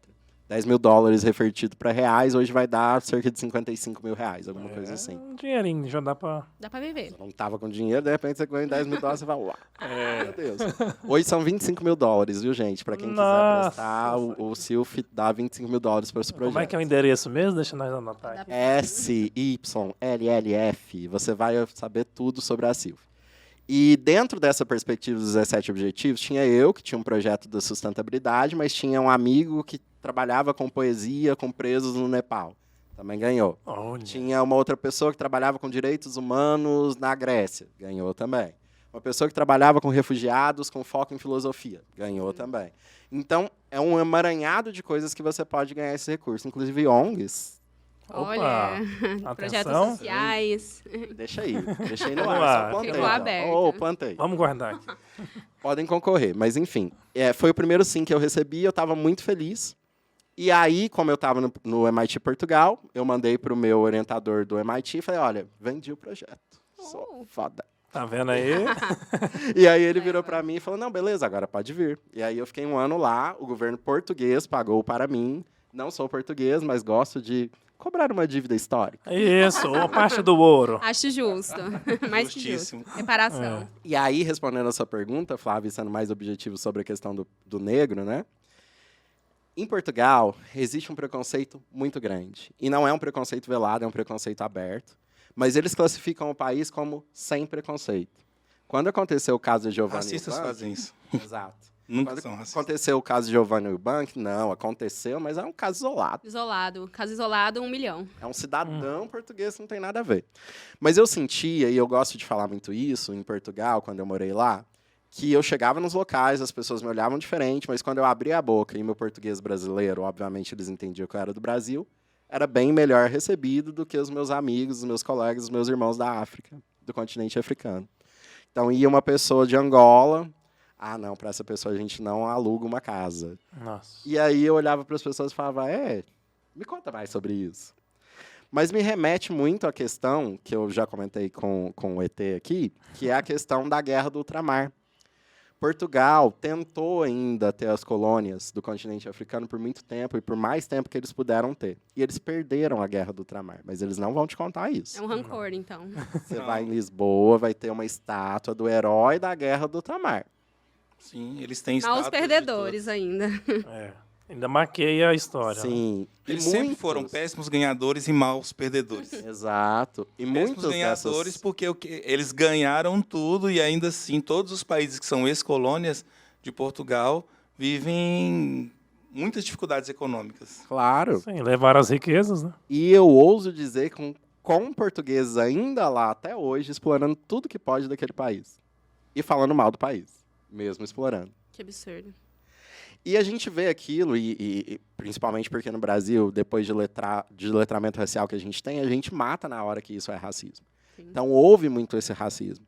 Mas quando você vai para um programa governamental, e aí eu quero dizer essa diferença para vocês, e de todos os programas que eu tive na União Europeia, raça é cota. E não tem nada escrito sobre isso. Mas se houver 50 candidatos e uma pessoa preta, ela tem condição de entrar primeiro do que os outros candidatos. Isso não é dito, mas a diversidade é obrigatória Valorizada. dentro das questões da União Europeia. Política pública, né? Política Política pública e que não está escrito. Não precisa ter lá porcentagem. Olha, precisamos ter metade de mulheres, metade de homens. E dentro dessas metades, quanto mais diversidade, melhor. Isso é política da União Europeia. E isso a gente tem que adotar como uma vantagem nossa quando a gente está nesse contexto. Eu ganhei vários e vários editais da União Europeia baseados nisso, falando da minha diversidade. Sim. E eu acredito que isso é muito um reconhecimento histórico por aquilo que eles fizeram com a gente, e quando eu digo com a gente, com os nossos antepassados, há muito tempo atrás, mas também com aquela visão de que fizeram, paguem, de alguma forma. Uhum. Não, o resultado está claro aí, Exato. né? Não tem como negar que não Exato. tem a mão do colonialismo, né? Nos Exato. países que foram Mas, colonizados. sendo direto, sim, há racismo, sim, Portugal não é um país livre de racismo, mas a grande diferença é que eu acho que eu não vou morrer. Sim. Você se sente seguro O lá, racismo Fernando? de lá. Quando você tá lá, como é que você se sente andando na rua? Eu acho que as pessoas podem até ter atitudes racistas, e obviamente algumas têm, mas eu sinto que elas não vão me encostar. Não é uma violência, né? Exato. Aqui, sim. Violência Da viol- física, né? É, E da você é mais um polícia. neguinho andando na rua. Um neguinho alvo, né? Eu tenho um alvo na minha testa, assim, do Sim. tamanho do mundo, que eu posso receber um tiro daqui a pouco por nada. Você no Brasil já foi abordado alguma vez? Fui abordado, e eu gosto de contar essa questão muito precisamente. Eu sempre usei óculos na minha vida. E eu quero usar o óculos como um símbolo aqui para essa nossa conversa. E quando eu estava na adolescência, estava crescendo, continuava usando óculos, obviamente, eu comecei a sair a pé na rua, à noite. E sempre os policiais vinham perto de mim, eu sentia que ia vir uma abordagem, viram que eu estava de óculos e não me Não paravam. Olha. Porque um negro de óculos, obviamente, Sim. deve ter alguma coisa ali. E assim foi durante muito tempo. Até que eu comecei a usar lente. Nossa. Nunca havia sido abordado na rua desde quando eu estava saindo na minha adolescência. Nos primeiros dias que eu estava usando lente, eu, na rua, com amigos meus brancos. Sim. Polícia para e me aborda. Nossa, Só eu. Somente. Parou todos, mas abordou você. por que será? Só eu. Nada suspeito. E eu tenho uma pequena característica que eu falo muito. E aí eu disparei a falar. Falei tudo que eu podia falar. Olha, eu sou estudante, meu nome é Fernando, eu tô aqui, Ficou eu nervoso? trabalho. Eu acho que foi do nervosismo mesmo. E o policial virou pra mim e falou, olha, se você continuar reagindo, se você continuar falando, eu vou entender que você tá reagindo. Eu falei, olha, eu não tô reagindo a nada, você pode fazer o que você quiser, mas eu vou continuar falando. E assim, ele me revistou e depois que estava tudo esclarecido, eu virei pra ele, por que que eu fui revistar daquela forma? E depois eles tentaram revistar eles também, mas foi de uma forma bem mais tranquila. Não houve violência do sentido físico da coisa, porque obviamente eu disparei a falar, ele entendeu que eu não estava ali fazendo nada. Mas depois eu constrangi o policial, porque eu acho que a gente tem essa questão de constranger o policial. Falei, olha, então, por que só eu fui abordado? E eu não falei a palavra racismo. E não ele tem uma começou. resposta clara para isso, né? Você não jeito estava fazendo nada que merecesse. É. E aí ele virou pra mim, não é racismo, pode ter certeza, não é por causa da sua raça, é porque tem pessoas, não sei o quê e tal. Nem lembro mais a justificativa dele. Pra mim foi muito marcante. Os meus amigos sempre esqueceram dessa história e eu sempre faço questão de relembrar, porque pra mim é marcante. Sim. E aí eu fico imaginando os meus amigos, os meus parentes pretos, que não têm um óculos, que não tem uma pessoa para falar por eles, e que estão sendo abordados no meio do nada. Isso pode acontecer. Eu só quero jogar a luz sobre isso, porque eu queria falar sobre um outro tema relacionado, que é como eu vejo que os intercâmbios podem ser mais diversos. E como eu tenho trabalhado para isso. Desde que eu fui nessas todas as experiências que eu falei para vocês, eu sempre sinto que brasileiros pretos são a grande minoria ou inexistem nesses locais. Tanto é que sempre a gente tem que falar que brasileiros são diversos e que, enfim, existem muito mais pretos do que brancos. Mas eu entendi que eu devia agir mais do que falar. Então, eu encontrei uma organização que se chama BRASA, que é um acrônimo para Brazilian Student Association, ou Associação de Estudantes Brasileiros, que é uma associação de estudantes brasileiros fora do Brasil, é uma ONG, que prepara o estudante brasileiro, dentro das várias coisas que eles fazem, para galgar uma vaga, ou na graduação, ou na pós-graduação. Ou para você fazer uma engenharia, uma medicina, ou alguma coisa assim, ou para você fazer mestrado e doutorado. São esses programas que a gente tem. Em geral, como é que funciona? Você se inscreve, você é selecionado, e a Brasa designa um de nós, estudantes brasileiros no exterior, para te mentorar durante o processo de inscrição no seu curso. Ah, sensacional. Essa mentoria vai te ajudar a escrever todos os textos, de escrever tudo aquilo que você tem que fazer. Se você precisar, na universidade que você quer, fazer um teste de inglês TOEFL, por exemplo, ou IELTS, a Brasa paga para você fazer esses testes, todas as taxas, paga a sua viagem para ir até a cidade mais próxima que tem esse teste. A gente viabiliza tudo para que o aluno possa entrar nessas instituições. E quais são os pré-requisitos para o aluno que quiser se candidatar para isso? Isso é muito maravilhoso de falar. Se for para pré-graduação, e aí são divididos em pré-graduação Estados Unidos e pré-graduação Europa, porque depende de onde você quer ir, você tem apenas que estar no fim do ensino médio ou já ter finalizado o seu ensino médio. Para muitas universidades, principalmente as americanas, esse período de tempo que a gente chama de sleep year ou gap year, ele é muito importante para você entender se você quer aquela profissão ou não. Então, também é valorizado, e por isso a gente pega. Essencialmente, alunos de escola pública. Importante. Essencialmente. Não só porque a gente tem alguns alunos bolsistas de escola particular também que a gente atende. E esses alunos serão mentorados, além de um estudante como nós, vai ter todo o apoio Brasa institucional para pegar todos os requisitos que aquela universidade tem. Para mestrado e doutorado, pessoas que estejam no final da graduação ou já tenham terminado a graduação e que tenham vontade de estudar no exterior e que não tenham nenhum tipo de vínculo com o exterior durante a sua graduação, para que a gente possa selecioná-los. Pode qualquer pessoa, de qualquer idade, de qualquer credo religioso, Qualquer área qualquer área. Nós temos pessoas maravilhosas da música, da artes, da física, da química e de legal. engenharias e de relações internacionais, enfim, que é o que o pessoal gosta bastante. Esse é o pré. E depois nós temos o programa de bolsas Brasa, se você for aprovado. Hoje a gente consegue financiar um curso de graduação inteiro Completo. para os estudantes que são bolsistas da Brasa. E alguns bolsistas a gente financia a taxa da universidade, alguns a gente financia a estadia, enfim, depende da necessidade do bolsista. Nós estamos hoje na 4ª geração de bolsistas Brasa, e todas as gerações que passaram por lá são gerações de pessoas excelentes. Quantos aproximadamente vocês aprovam por ano? Então, foi uma crescente, porque como a gente é patrocinado por empresas, a gente precisa que a empresa nos diga quanto que a gente tem para gastar. E também a necessidade de cada um dos bolsistas. O primeiro programa de bolsas foram 5 bolsistas. O segundo já foram para 14 bolsistas. O terceiro foram 23. Mas, a partir do terceiro, a gente tem uma nova modalidade, tanto de bolsas quanto de pré, que eu preciso falar para vocês. Não fui eu que programei dentro da Brasa, mas eu tenho muito orgulho de participar disso.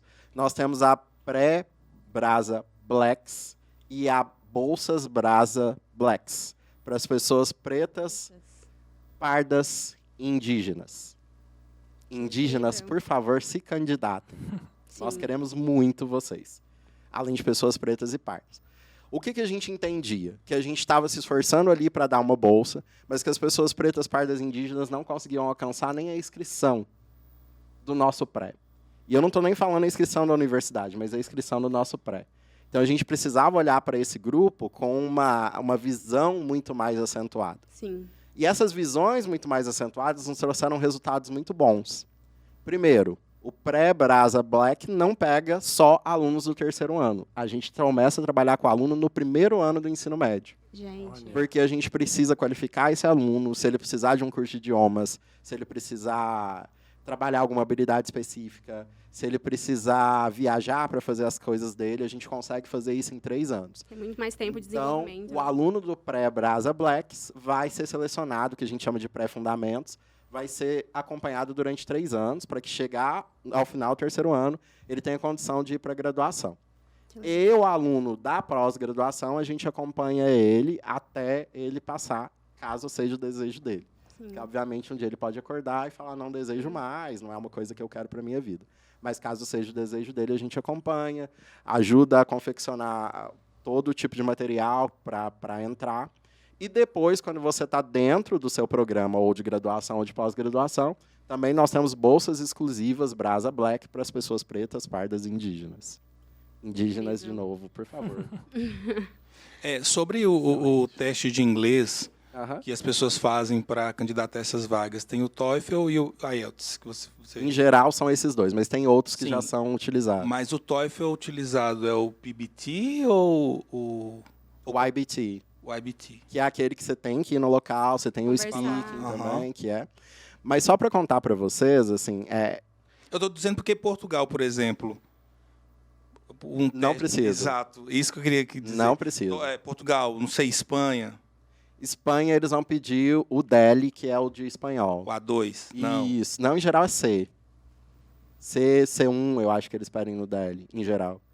Agora, França já é o Eiffel, enfim, vai depender do país que você quer. E esses mentorandos seus, eles normalmente se aplicam tipo para universidades em diversos países?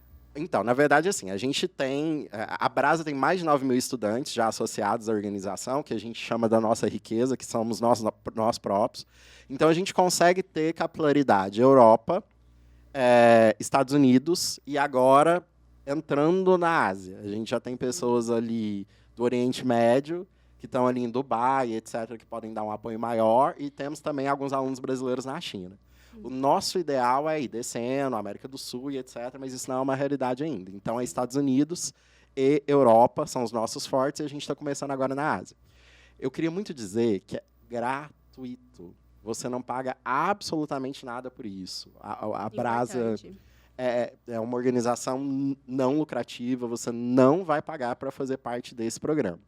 O que a gente quer é comprometimento, porque eu vou deslocar um aluno brasileiro que podia estar estudando para ele, trabalhando para ele, para te ajudar. Então, um comprometimento de querer, de fato, estar ali naquele local.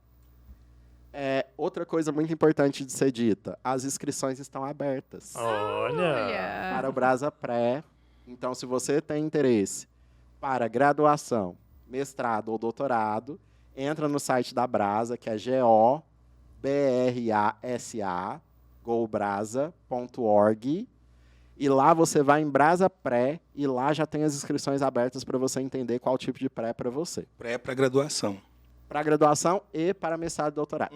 Que incrível. Então, se você é aluno do ensino médio, aluno da graduação, se Exato. formando, tem o Brasa aí para você, para abrir muitas oportunidades. Excelente. Gente, eu tô adorando esse assunto, a gente está falando muito sobre oportunidades, isso é Importante. essencial, a gente precisa porque às vezes não costuma chegar aqui nesse andar onde a gente costuma estar.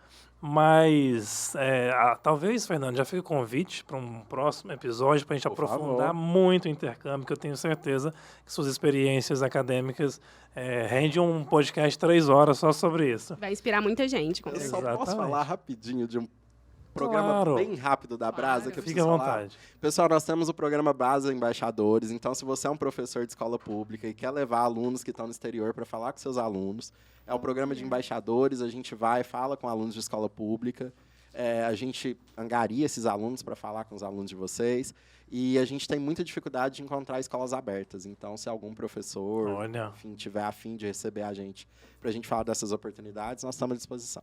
Incrível. Já vamos fazer isso chegar nas As pessoas que pessoas. precisam. Obrigado. Mas não estamos encerrando ainda. A gente tem 2 tópicos que eu gostaria Bora. de abordar se nós tivermos tempo. São importantes.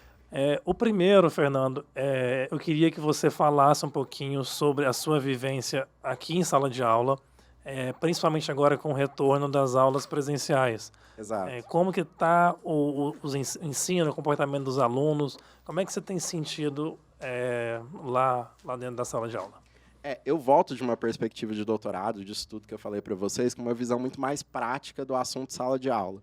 Eu sinto que sala de aula tem que unir a prática ao ensino que a gente já tem aqui. Então, eu vejo muito, especificamente, que as metodologias antigas que a gente utilizava, professor quadro, professor dando o ensinamento, o aluno entendendo, ele já não trabalha mais da mesma forma. Porque o aluno, durante a pandemia, ele teve que desenvolver habilidades que ele não estava acostumado. A habilidade de se autogerir, a habilidade de ler e entender, a habilidade de não ter uma pessoa ali o tempo todo para te explicar. Então, esse aluno já vem assim. Mas eu tenho que falar muito sobre os danos psicológicos desses alunos, que a gente observa e não é pouco. Os danos vão desde uma pessoa que não consegue, enfim, assimilar mais os conteúdos da forma que assimilava, até pessoas com depressão profunda e outros problemas que, de fato, precisam de acompanhamento médico. Eu estou vendo isso muito. Falei isso por Muito, causa da muito. pandemia. Sim, eu entendo que é o resultado da pandemia, mas é o resultado de outras coisas que estavam escondidas que a pandemia escancarou. Sim. A desestruturação familiar, a violência doméstica, a falta de oportunidade para essas pessoas de ter uma estrutura para estudar e ela ter que se estressar ali no meio de todo mundo para ter um recurso. A falta de recursos tecnológicos, que foi muito alto durante a pandemia. A falta de acesso a adquirir esses recursos, né? Que essa pessoa, às vezes, tinha um celular para 4 pessoas dentro da casa. Sim. Enfim, eu vejo isso muito. Eu vejo também que nós evoluímos enquanto metodologia. Assim, a gente não pode mais voltar até aquela metodologia de sala de aula, porque o aluno já não está mais ali para assimilar. E muito difícil assim falar de uma escola como a minha, que o aluno acorda 4, 5 horas da manhã Sim. Para e estar vai para lá. a sala de aula. A Karen estudou lá, ela sabe Sim. disso. Pegar vários ônibus, acordar cedo, ver a neblina. Guerreiríssima. Todos os alunos, né, que conseguem. O Era Vitor também difícil de tava lá. assimilar antes da pandemia, né? Agora, depois da pandemia, a taxa de concentração deve estar baixíssima. Além da taxa de concentração, a pessoa começa a pensar, mesmo que ela não tenha ainda esse pensamento formado, por que eu vou acordar às 5 horas da manhã para ter a mesma coisa que eu tinha acordando às 7? Sim, Sim. da tela do meu computador. E é uma questão que a gente não pode negar, Fato. que evoluiu para isso. Então a gente tem que entender qual é a vantagem do aluno hoje ir presencialmente para a sala de aula. Eu entendo que tem esse contato com o professor, mas na cabeça do aluno é a mesma coisa que eu tinha quando eu estava no computador em casa. E eu podia descansar mais, comer melhor, ter uma qualidade de vida melhor. Eu não precisava ir para uma desgaste é fazenda, menor, né? enfim. Então eu vejo que hoje a gente precisa muito entender qual é a necessidade de a gente, de fato, ter aula presencial. Tem que nesses ter moldes. um estudo, talvez, né? Porque tem ônus e bônus nos dois formatos, no formato remoto e no presencial. Porque, às vezes, quando estava no remoto, Todo mundo queria estar junto, estar presente. Eu Exato. não vejo ninguém, eu quero interagir, né? Eu quero socializar. Aí tem esse lado que você falou, principalmente quando você tem um deslocamento muito grande, né, para ir para a escola, sendo que às vezes o professor vai falar a mesma coisa que você veria num vídeo no YouTube, ou, enfim. Aí Né? talvez os professores deveriam, tipo, explorar ao máximo quando é uma aula presencial, né? Tipo, os recursos ali mesmo tridimensionais, eu acho. A pessoa tá presente na sala, Exato. né? Por exemplo, no meio ambiente, a gente tinha aulas em laboratório, essas aulas não teria como a gente ter em casa, porque eu não tenho um Exatamente. microscópio na minha casa. Exatamente. Então, assim, quando você realmente precisa dos recursos e se deslocar, a aula presencial faz sentido. O modelo Mas em híbrido, muitos- talvez, da É, pessoa, tá né? aí, né? Pode Mas ser. foi aí que a gente tem pensado bastante em evolução para esse modelo híbrido. Sim. Mas pensando na saúde do nosso aluno precisa obrigatoriamente de acompanhamento psicológico. Eu não sei como as escolas têm conseguido. Obviamente, a gente tem uma psicóloga, que é uma vantagem e é um privilégio muito grande, exclusiva para a escola. No Instituto Federal, na No rede Instituto federal. Exato. É uma realidade um pouquinho menos Exato. pior do que nas municipais e estaduais, né? Mas o aluno precisa de acompanhamento psicológico. E não é uma coisa mais só de ser benéfico para o aluno, é benéfico para todo o ambiente. Sim. Então, eu vejo muito que a gente tem que criar essas situações que o aluno tem acesso a essa saúde mental um pouco mais arregimentada. Outro fator que eu acho muito importante falar nesse contexto é o contexto da segurança alimentar e segurança financeira desse aluno. Esse aluno vai sair de casa, será que ele tem alimentação completa para ficar Sim. esse tempo na escola? Como a escola pode organizar isso da melhor maneira possível para que o aluno não tenha que recorrer a outros fatores, por exemplo, o abandono escolar, para se alimentar? Sim. Então, eu acho que são coisas que a gente precisa discutir com muito mais frequência depois da pandemia. Sim. E sim, isso foi um impacto muito grande para nós, professores, mas eu tenho certeza que para os alunos e para toda a comunidade escolar é um impacto gigante. Excelente. Amiga, quer aprofundar nesse assunto? A gente pode Não, passar acho que ele para... mostrou pra gente realmente o que a gente falou mais cedo, né? Esse retrato com a experiência de professor dele, ele viu aí que realmente, voltando da pandemia, tá muito mais difícil para todo mundo, em diversos aspectos. Mas que a gente pode caminhar para uma solução que não precisa negar a tecnologia, né? E todos esses benefícios que foram tragos. Com certeza. E Perfeito. para finalizar, né, amigo, acho que a gente tem um assunto que é importantíssimo, A né? especialidade do nosso convidado. Com certeza. Ô, E a gente espera ainda que a gente possa abordar ele em outra hora, né? Para poder aprofundar mais ainda, trazer o Isso. Fernando mais uma vez. Mais um outro episódio só sobre isso, mas assim, Fernando, a gente não pode deixar de dizer. Você agora está atuando nesse mercado de sustentabilidade, de créditos de carbono. exato. O que é essa coisa? Acho que virá do espaço, né, senhor ET? Caiu aqui de paraquedas. Com certeza. É um Ou cartão não. de crédito, É, sei lá, isso. tem CO2? Como é? Lá no Caixa Eletrônica. Pessoal, adoro abordar sobre esse tema porque realmente é um tema não tão discutido no nosso ambiente. O fato é que a gente sempre fala de sustentabilidade, de evoluções ambientais já tem um tempo. Mas a gente não fala sobre as compensações de você realizar isso. Quer dizer, eu vou ser mais sustentável, eu sei que é bom para o planeta, mas e? O que eu lucro com isso? Então a gente começa a olhar para serviços ecossistêmicos, serviços ambientais e pagamentos por esses serviços como uma maneira de recompensa que você tem por fazer esses serviços acontecerem. E por mais que possa parecer que esteja engatinhando para quem está em casa nos assistindo, já é um mercado constituído e um mercado de milhões de reais e de dólares e de euros, Olha. em que a gente tem um pagamento para o serviço ambiental.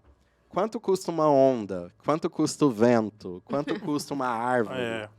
A gente não conseguiria quantificar dessa forma. Então, a gente cria métricas e entende que uma pessoa que emite mais ou não tem condição de emitir menos por qualquer motivo, pode pagar para uma pessoa que emite menos Sim. poluentes de modo geral.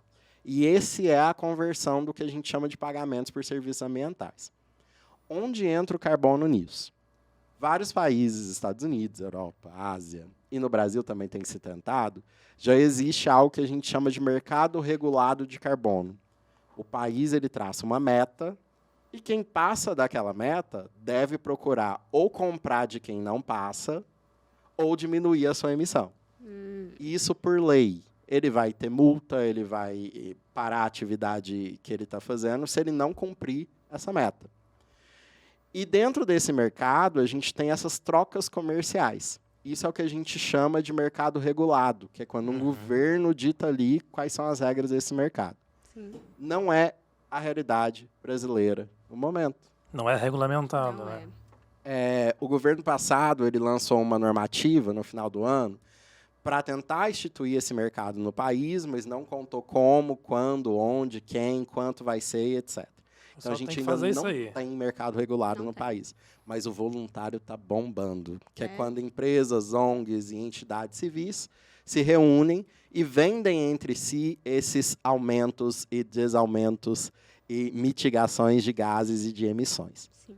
Como é que essa venda é feita? Você tem uma entidade que emite mais e uma entidade que conseguiu diminuir a sua emissão. Essa que conseguiu, essa diferença entre o que ele emitia e o que ele está conseguindo agora, a gente lança um crédito no mercado e essa que emite mais compra esse crédito, diminui as suas emissões contabilmente, e é importante a gente falar isso de contabilidade, e aí você tem um comércio ali acontecendo. Acredite, só existe mercado de carbono se eu estiver falando de 1 tonelada de gás carbono equivalente, né? Que são vários gases, que são mitigados ou diminuídos na atmosfera. Ok. E aí a gente entra dentro de um tema também que eu gostaria de discutir, que se chama racismo ambiental. Olha. Sim. Que quem vai se beneficiar desse mercado são só pessoas que já estão abastadas financeiramente. Porque 1 tonelada de CO2 você consegue em 20 mil hectares de uma propriedade. Uma empresa rural, familiar, em geral, tem 80 hectares. Essa disparidade a gente não consegue chegar. É a grande indústria, né? Exato. Então, a gente cria um instrumento que se chama Pagamentos de Serviços Ambientais pela legislação PSA. E esses PSA são pagos para entidades que fazem essa preservação e de um modo mais amplo dentro do significado de sustentabilidade. Então, a gente não atinge só o meio ambiente como uma forma de proteção. São entidades que fazem serviços sociais, são entidades que fazem distribuição de renda, e a gente consegue aproximar grupos, né? Eu tenho trabalhado muito com um grupo alemão para aproximar desses pequenos grupos que podem vender essa preservação, que podem vender essas causas sociais. E aí as perguntas que nos ficam então tudo virou comércio? Agora que a gente pode monetizar e que a gente vai dar atenção para É. isso? E é o que mais acontece. Realmente, virou comércio. E o produtor, e aí eu falo muito de produtor rural porque é a minha realidade, mas você não precisa ser um produtor rural para entrar nesse mercado. Mas os produtores, de modo geral, as pessoas que emitem, as ONGs e etc., são passíveis desses 2 mercados que eu falei? Totalmente. Só que a maioria delas não sabem que elas podem adquirir valores a partir disso. Olha. Tem esse grupo alemão que a gente tem trabalhado, que na verdade é um fundo alemão, que eles estão ávidos para investir em projetos que eles se identifiquem que possam colocar o nome deles. Então, se você já tem um projeto, você vai vender aquilo que o seu projeto já produz, mais o ganho que você vai ter com esse mercado, que você pode reinvestir, etc. E é nessa temática, nessa pegada que a gente tem trabalhado. Eu trabalho mais com produtores rurais. Em Minas Gerais, a gente está no grupo gestor do Plano ABC+, que é o plano de agropecuária de baixo carbono, que visa, de fato, ter uma produção mais sustentável. Então, eu tenho ido bastante a BH para a gente conversar bastante sobre o mercado de carbono. E agora me parece que a gente está fechando essa parceria de fazer a primeira fazenda com certificação carbônica pública em Minas Gerais. Que incrível. Olha. E eu quero muito que seja aqui no Triângulo Mineiro, estamos. Olha. Que legal. Isso tudo Tem um acontecer. crédito de carbono positivo, isso é possível? É possível do ponto de vista contábil, É, né? mas existem sérias discussões sobre como isso pode mascarar, por exemplo, a empresa que polui mais. É, com certeza. E aí A gente entra tem no que greenwashing? discutir. A gente entra no greenwashing, que é uma grande palavra para a gente discutir aqui. Para quem está nos ouvindo, greenwashing é quando você falsifica a sua propaganda de que você é sustentável. Seu selo verde, né? Que É o selo verde. é comprada. De forma geral, nem é comprado. Você diz que você faz uma ação que você não faz. Quando você vai medir mesmo, não é aquela ação que está sendo feita. Com uma analogia, é como se você fizesse uma ação social no Natal. No Natal você vai matar a fome de alguém, no Natal você vai lá e vai dar um brinquedo para uma Isso, criança, um agasalho ali e pronto. e o resto do ano essa pessoa não vai ter a sua assistência. Essa assistência não é válida. O greenwashing é justamente isso. Eu utilizo garrafas retornáveis, mas eu tenho uma caldeira que é muito mais poluente que a demais, eu não utilizo energia solar, eu não utilizo energia eólica, e eu estou contando para você que eu sou sustentável. E não é. E qual que é o mecanismo do mercado de carbono e dos PSAs para evitar que isso aconteça? A certificação. Certificação é dada para uma empresa terceira, em geral, reconhecida internacionalmente, que pode ir até a sua entidade e reconhecer que você faz aquelas ações. Uma vez certificadas, as emissões são feitas e aí sim você pode comercializar isso. E por aí que a gente evita o greenwashing. Mas ele ainda está por aí. Muito cuidado com esses produtos sustentáveis e ambientalmente corretos que vocês utilizam por aí. Sempre importante investigar as ações das empresas, né? Porque... Não tenho dúvidas disso. Absolutamente. Excelente. Mas isso aí, né? O mercado de carbono, mais uma opção para a nossa sustentabilidade. Das especialidades do Fernando, entre as muitas. Foi muito conhecimento, Fernando. A gente tem nem como dimensionar tanta experiência que compartilhou com a gente. E espero que vocês tenham absorvido e que levem, né, para a vida essa oportunidade e a necessidade da gente estar sempre engajado na educação e na mudança, né? Eu acho que foi mais isso que o Fernando trouxe para a gente, que o mundo é um fluxo, tudo é um fluxo, a gente precisa estar nele. Exatamente. Tem alguma coisa para adicionar, Gustavo? Fernando, você viu que é como a gente tinha conversado, né? 2 horas ia ser pouco. Então a gente tem assunto para destrinchar, para falar muito, né? Então já fica um convite para uma próxima participação, né? Esses assuntos agora a gente consegue voltar a discutir o que realmente importa, né? Às vezes a gente ficou aí durante muitos anos defendendo o óbvio, né? Defendendo pelo menos o direito de estar aqui. Tentando impedir o retrocesso, né? Mas agora a gente volta a discutir essas temáticas, então já está convidado, tá bom? Pessoal, eu queria agradecer muito ao convite, a presença. Gosto muito de ver velhos amigos, pessoas que estão aqui. Estou à disposição de todo mundo que está nos vendo também. Se quiser me adicionar nas redes sociais. Por favor, quais são? @o_Fernando_Caixeta no Instagram, LinkedIn e Facebook Fernando Caixeta Lisboa. Vocês me acham facilmente. Adicionem lá e puxem conversa. Nós estamos aí à disposição para isso. E aproveitem as oportunidades que estão abertas e as que abrirão, com certeza. Nós estaremos aqui. É isso, gente. Obrigada, Fernando, demais por compartilhar toda essa oportunidade com o pessoal. E é isso, pessoal. Não esqueça de seguir a gente nas redes sociais, dar o like no vídeo e é isso, nos gente. vemos na próxima semana. Também não posso deixar de agradecer a nossa equipe técnica, o nosso querido Arábio ali nos controles, nas edições, nas câmeras, todo este show aqui que vocês estão vendo está ali comandado pelo nosso querido Arábio. Mandar também um sinal de câmbio e desligo para o nosso ETzinho, para sua nave pode partir de volta a casa. Obrigado. Fiquem tranquilos que essa noite espero que nenhum meteoro os atinja. Por favor, tenta desviar eles se eles vierem, viu, senhor? Cuidado com os que vêm de baixo. É verdade. Gente, também muito obrigado a quem está aqui no estúdio com a gente, Victor Hugo, ao Davi, nossos convidados especiais estão aqui ouvindo nos bastidores, a você principalmente que nos acompanhou até agora. Tem corte no Instagram, no TikTok, no YouTube Shorts, em tudo quanto é lugar. Divulga, propaga as boas ideias. E em breve ao vivo. Em breve ao vivo. Será? Quem sabe faz ao vivo? Até semana que vem, senhoras e senhores. Tchau. Beijo, pessoal. Oi.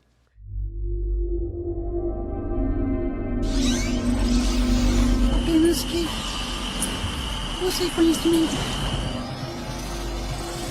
10, 9, 8, 7, 6, 5, 4,